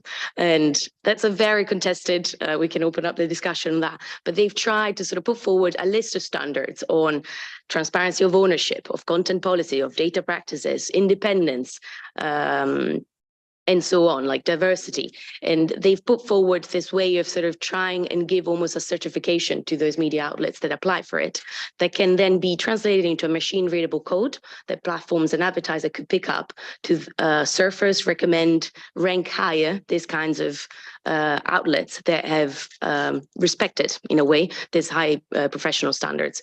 There are a lot of questions here as well on like scalability, inclusivity, looking at like what kinds of organizations that have already these standards, which organization don't have access to the standards, how do you comply with it? We can go into detail of that, but it's one way of looking at this and how to operationalize it and link it back to this online distribution ecosystem. And then a last example that we can open up and continue is thinking about this question of prominence, which when we look at content curation is very much embedded, right? We're looking at positive intervention, how platforms prioritize content, what kind of policy feed into that. And in the study that we did, funded by the Commission, we sort of mapped industry and policy initiatives around this, and we try and come up with a policy toolkit, which again, I don't think it's really a sort of solution, but it's a set of tools, a set of questions, and a set of steps that ideally member states, and the target for the study was a European member state, but I think it could be useful to reflect on how these can be used in other contexts beyond that. And to do that, we sort of said, okay, what are the key questions that we want to highlight and the key steps? And these are the why, the what, the where, the who, and the how. Very simplistic in a way. But the why is make states reflecting on the rationale for interventions, right? So what are the underlying market dynamics that you're trying to change when you want to regulate content curation and prioritization practices? What are the positive and negative principles that should be guiding this reform? The what is the material scope. So what are the services that you think should benefit from mandated prominence, and what are the criteria that should be used to define these services? How does these services link back to the rationales? Because if you prioritize and if you sort of introduce a regulatory mandate to prioritize a state affiliated, in practice, broadcasters or media organization, then the objective of ensuring diversity and plurality is actually not achieved. You might sort of insert soft form of propaganda and censorship through regulation. And this is actually what's happening in China with some of the proposals that come up in this area. So thinking about what kinds of criteria do you develop to define these public interest services rather than content, I would highlight here, there's a lot of sort of risk to think about just content and rather than sort of focusing on the services. So creating criteria that look at the processes of distribution, of management and ownership that could ideally then foster positive practices in media. The where, the scope of application, are we looking in on intermediaries? Which kind of intermediaries? Should we have different approaches depending on what kind of platforms or intermediaries we're looking at? Should it be like a layered or tier system? And what does appropriate prominence look like? So thinking at the where and how to apply it. The who, which regulatory body should be most suitable to do this. And the how, which is again, sort of what kinds of regulatory tools, because depending on the problem, you might have different solution in terms of self-co and statutory intervention, but also the accountability and assessment processes that needs to be put in place since the beginning to make sure that there's no undue state interferences in these processes, because that's sort of state capture in this situation, and depending on, especially if you're dealing with sort of weaker democracy or authoritarian states, it's very much a real threat. And I'll leave it like that. This is sort of very, again, high level principle. We can go in details with more examples later. High level principles, but very detailed and fascinating. So I'm still digesting myself. So I'm not even going to respond to any of the, fascinating stuff. And I urge you all, if you have time, to also read the study that Eleonora has brought out, because this is a really like a snippet of the details, and it's very, very interesting. But also, you're all making my life as a moderator very easy, I have to admit, because there's such a perfect flow of where you end and where the next person continues. We're just talking about the question of prominence and how platforms prioritize content. And moving swiftly then to our last but certainly not least panelist, Max Galler, who is here from the Oversight Board. And I apologize, it says Facebook Oversight Board, it's the Oversight Board. And the OB has recently published a policy advisory on Meta's cross-check system, which is very much exactly about this, sort of how to prioritize what kind of content. And it would be really interesting to hear from you the sort of assessment that OB has had on that, and maybe some key recommendations that you can share with us on that you have had for Meta on how to promote public interest content in a meaningful way and a non-harmful way. As we have heard, there are many challenges around that. So please. Well, thank you very much for having me. So given that it's a relatively specific question about a piece of work that the board published earlier this month, I thought I'd just briefly go over what the board is, what it does. So it's an independent body of diverse experts that Meta had set up to essentially make difficult content decisions, set precedents for how to handle similar problems, and to make recommendations on how Meta can improve its policies, its practices, and better fulfill its human rights obligations. Our board members include academics, human rights activists, journalists, judges, and a former head of state. And I work as part of the administration. So we help the board members select, investigate, and deliberate on cases and help them draft their decisions. We've got a very diverse workforce so far. And while we are quite well funded, we're also really small. We've got approximately 80 staff, which means there's a little over 1,000 people working at Meta for every one person working at the oversight board. And in addition to holding Meta accountable and helping them improve what they do, one of the board's main aims is to make the company's content moderation decisions, its policies, and its practices more transparent and open to external critique and review. So just sort of a note on the sort of scale, about 3 billion people or unique people use Meta's platforms every month, and the company makes approximately 100 million content moderation decisions every day. So if they've got a 99% overall accuracy rate, say, that's still 1 million wrong decisions every single day. The board's only dealing with a tiny fraction of that, and the cross-check program is only dealing with a tiny fraction of that. The board's had about 2 million cases, I think, appealed to us so far. And from that, we've issued 32 case decisions with a few more underway. And we've published 2 policy advisory opinions with another one in the works. Those are the sort of the board's 2 main outputs. Cases are individual content moderation decisions that the board has chosen to investigate and publish a decision on. And the subjects we've looked into have been really varied so far. And we've tried to go for sort of a globally diverse range of cases as well. So we've had a recent decision where the board examined Meta's relationship with British police and Meta's apparent willingness to remove lawful content without proper procedures in place. And earlier, in another example, we had the Arabic words case where we assessed the difficulty of enforcing rules against hate speech while also allowing for minority and marginalized communities to reclaim slurs that have historically been used against them.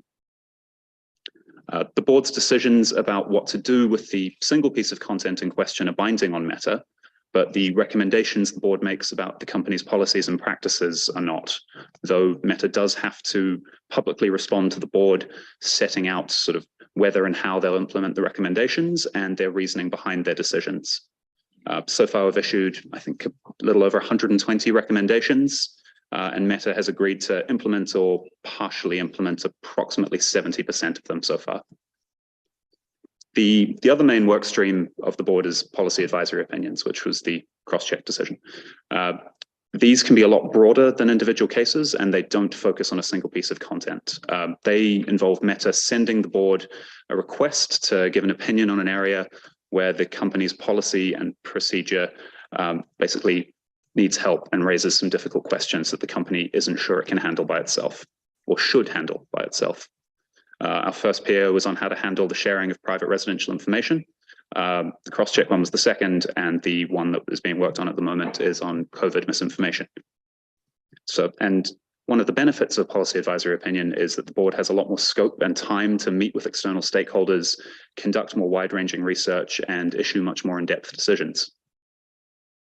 The cross-check PO itself, well, that was started last year after the board called Meta out quite publicly for not being fully forthcoming on the topic with the board prior to that. And we started working on it shortly after the Washington Post exposés. It did take quite a lot of time for us to publish a decision, a little over a year, but it is an incredibly complicated system, and it really required careful analysis, especially to try and come up with ways that it could be repaired and improved. So Meta's own description of cross-check is that it's a program that provides additional levels of review for certain content that its internal systems flag as violating, with the goal of preventing or minimizing the highest risk false positive moderation errors. Or in other words, it's a system to try and make sure that they don't accidentally take down high-profile posts and cause themselves public relations or commercial problems. It's largely used for celebrities, government leaders, influential figures. It's people who have come onto the platforms with a large following or people who have built one there. There are multiple strands to the cross-check program. The most relevant to this discussion is what Meta calls its early response secondary review. That's essentially a list that Meta has created of users whose posts get the benefit of extra levels of review, even when they're found to be violating Meta's policies on the platforms. So a piece of content from one of these users will stay on the platform, even if its normal review processes initially flag it as violating a policy, and it will stay there until it has gone through further layers of review. And that can be up to 5 levels of review in some cases. So one of the examples that we called out in the PAO was content from an international football star, posted non-consensual pornography of a woman accusing him of rape. That stayed on the platform for over a day after it was initially identified, and it was viewed by over 50 million people in that time. So that's a small demonstration of the sort of level of harm this program can do. And the additional rounds of review that content goes through when it's posted by a cross-check user escalates in seniority, kind of depending, and in a level that sort of correlates to the impact that the decision could have on the company. So I suppose cross-check isn't an amplification tool per se, but when clearly violating viral content is intentionally allowed to spread across the platforms, then the company that gave these people so much reach is essentially amplifying that content that's clearly not in the public interest. And sort of key to this discussion, you could almost say that Meta's suppressing some types of public interest content by failing to apply this level of protection to users that the company knows could often be caught by their normal moderation practices. So that would include examples like journalists and civil society discussing atrocities, and you sort of posting images or using words that might be sort of flagged and picked up on. But it could go all the way through to things like breast cancer awareness posts, where a picture showing early signs of breast cancer could be sort of automatically flagged as pornography and then not reviewed by a human. The cross-check system should be ensuring that this sort of public interest content is not taken down without additional review, rather than prioritizing business interests. So sort of to summarize the board's main conclusion, it's that the program is neither designed nor implemented in a manner that meets Meta's stated human rights commitments or its company's values. It also found that the system prioritizes those commercial interests over human rights protection where those two factors come into conflict. So to respond to that problem, the board has been pushing for a clear and effective internal divide within Meta between the company's sort of speech oversight on one hand and its political and commercial interests on the other. They shouldn't be talking to each other. They should be doing separate jobs without sort of one answering to the other. The board also identified kind of 4 key problem areas in this to be addressed in this program. First is the unequal treatment of users. So there's very clear and relatively easy to access criteria for business partners and government leaders to get onto the cross-check program. But that doesn't exist for journalists and civil society organizations and other users whose content is likely to be important from a human rights perspective. The second main issue is the delayed removal of violating content. So on average, Meta takes over 5 days to reach a decision on content from users on its cross-check lists, and some content can wait for months before it's sort of finally signed off and a final decision is made. And this whole time it stays on the platform. Meta also fails to track kind of core metrics around this program. And that's one of the issues that made it such a hard system to investigate, is that Meta does not have sufficient internal measures to assess the effectiveness of its own program. So it's really hard to tell whether the system is actually producing more accurate enforcement decisions or just more commercially favorable ones. And the final sort of problem area is just the lack of transparency about how the system works. Meta's provided very little information to the public and to its users about this system. Users aren't told that they're on a cross-check list. They're not told what the procedures are for creating and auditing these lists, and that information has not been made public. So in order to address this, and I think I'm coming around to the actual meat of your question right at the end, the board has made about 32 specific recommendations in this policy advisory opinion, but they fall into sort of 3 main groups.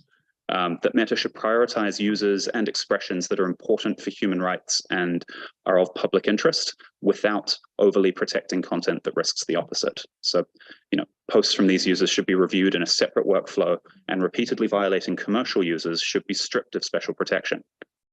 Second is that Meta should radically increase the transparency around cross-check and how it operates. So this includes measuring, auditing, and publishing key metrics, setting out clear public criteria for inclusion on cross-check lists, and publicly marking the accounts of certain categories of entities receiving this list-based protection, including state actors, political candidates, and business partners of Meta. And finally, Meta should reduce the harm caused by content left up during enhanced review. So content identified as violating during Meta's first or sort of standard assessment that is high severity should be removed or hidden while further review is taking place. And Meta needs to invest in resources necessary to match its review capacity and to reduce the massive backlog. We should get a response from Meta to all of these recommendations sometime early next year. And I think it's going to be really interesting to see how much they commit to changing.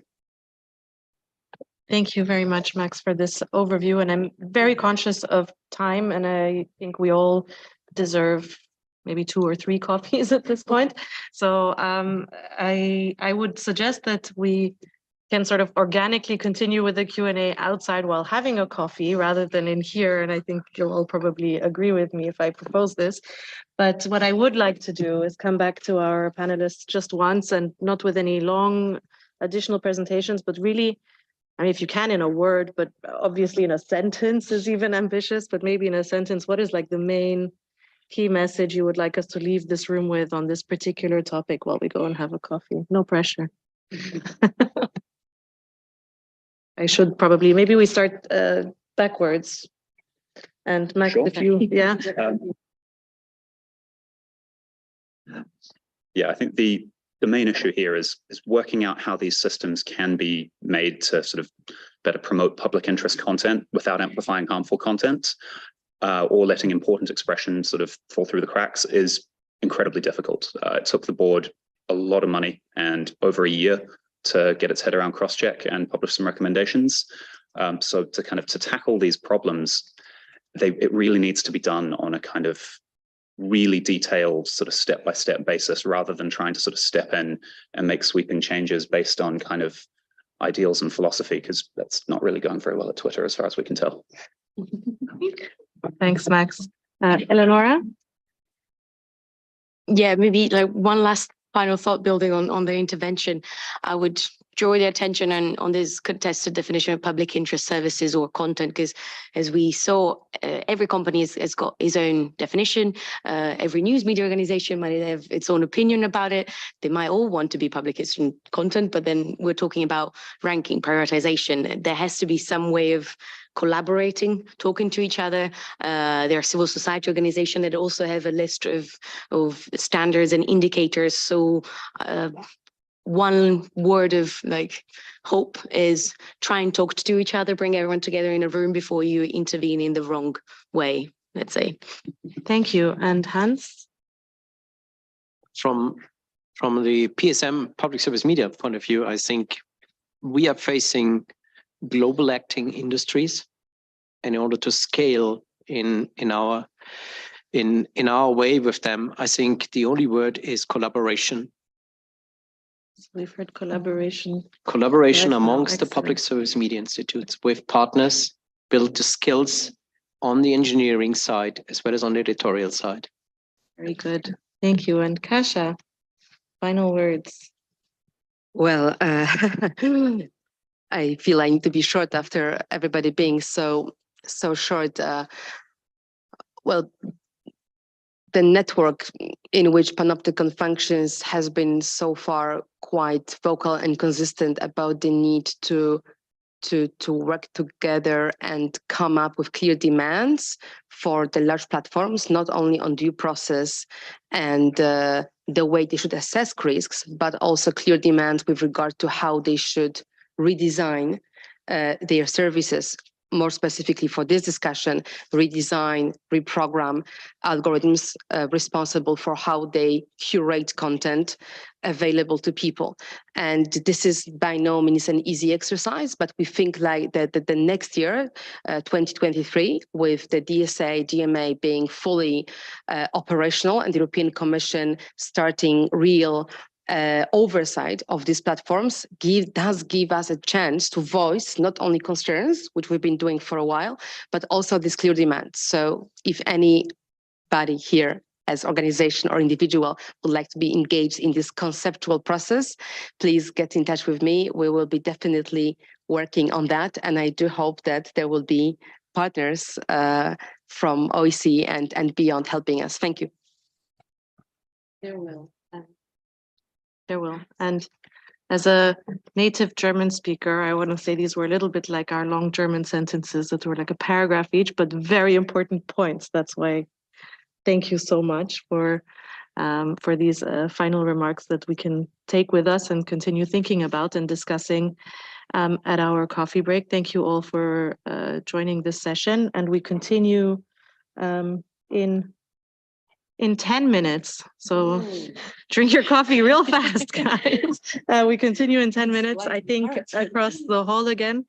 And yes, thank you to our wonderful panelists again.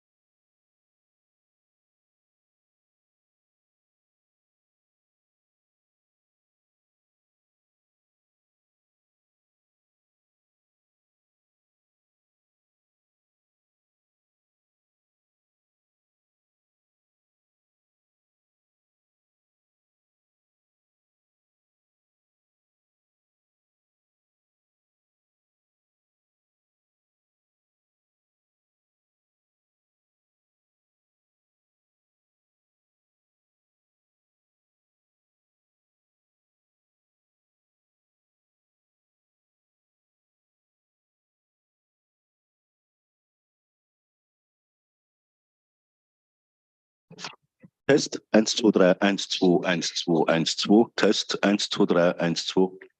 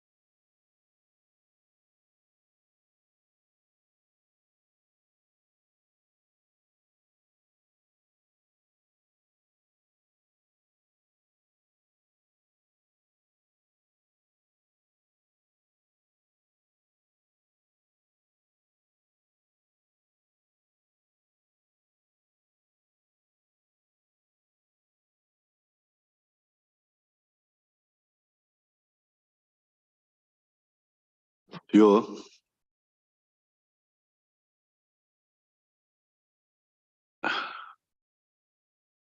Kamerayı aç da. Televizyona çıktım, göstereyim seni sana.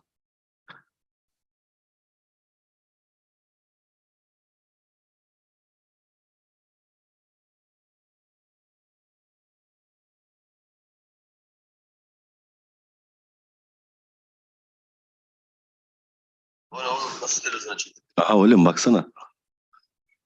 Bak şimdi bak. Kim var televizyonda?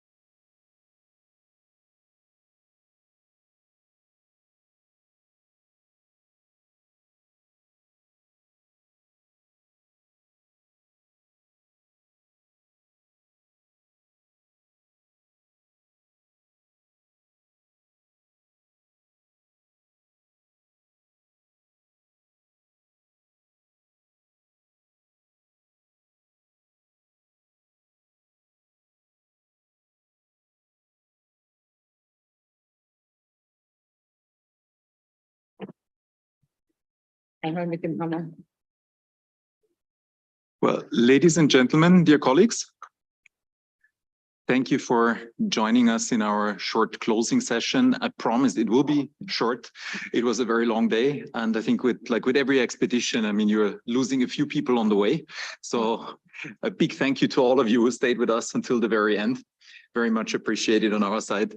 And well, I mean, this is the close of a very long day. And for more than 2 years, our office has already worked with many of you, primarily online, to raise awareness, develop understanding and create policy guidance for the OSCE participating states on regulating the use of artificial intelligence in content governance practices online.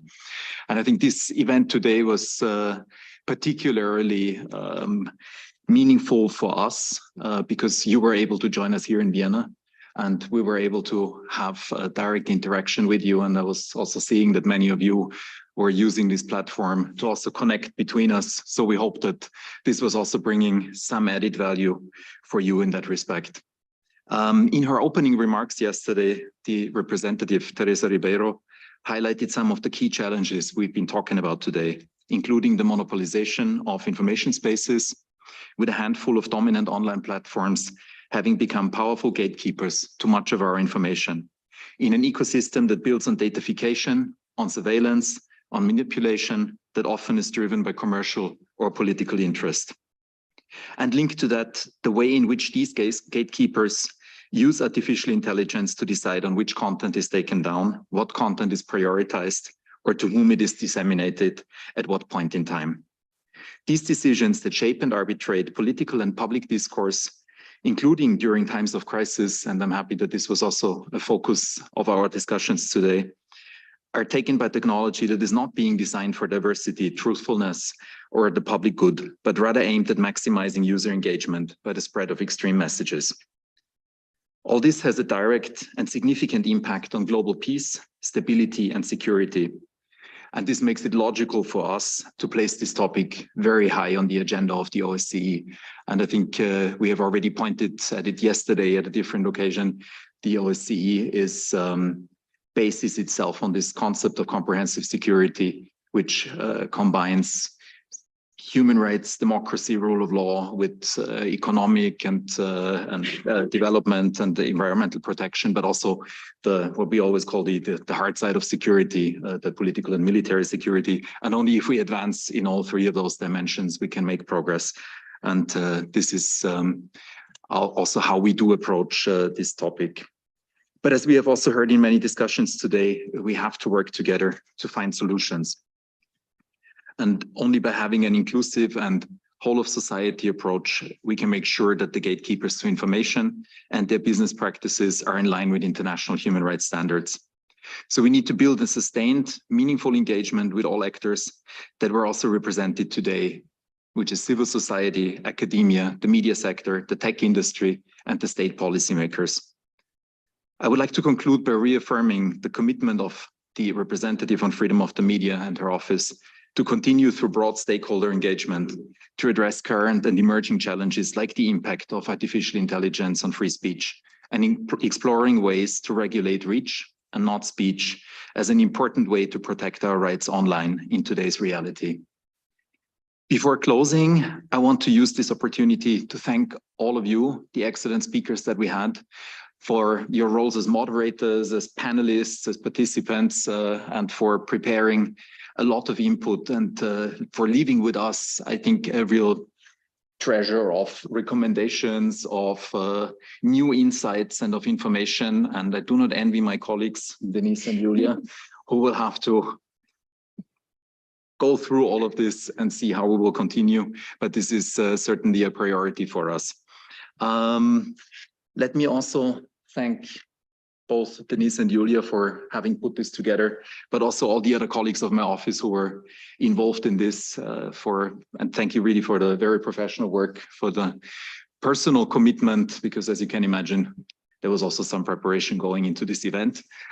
So thank you very much. And that leaves me with, thank you, round of applause. And that leaves me with wishing you all happy holidays, a good start into the new year, hopefully a better year. And yeah, it was said before in the end of the other meetings, enjoy Vienna if you still have time here. It's a very nice time of the year to be here. So all the best and thank you very much.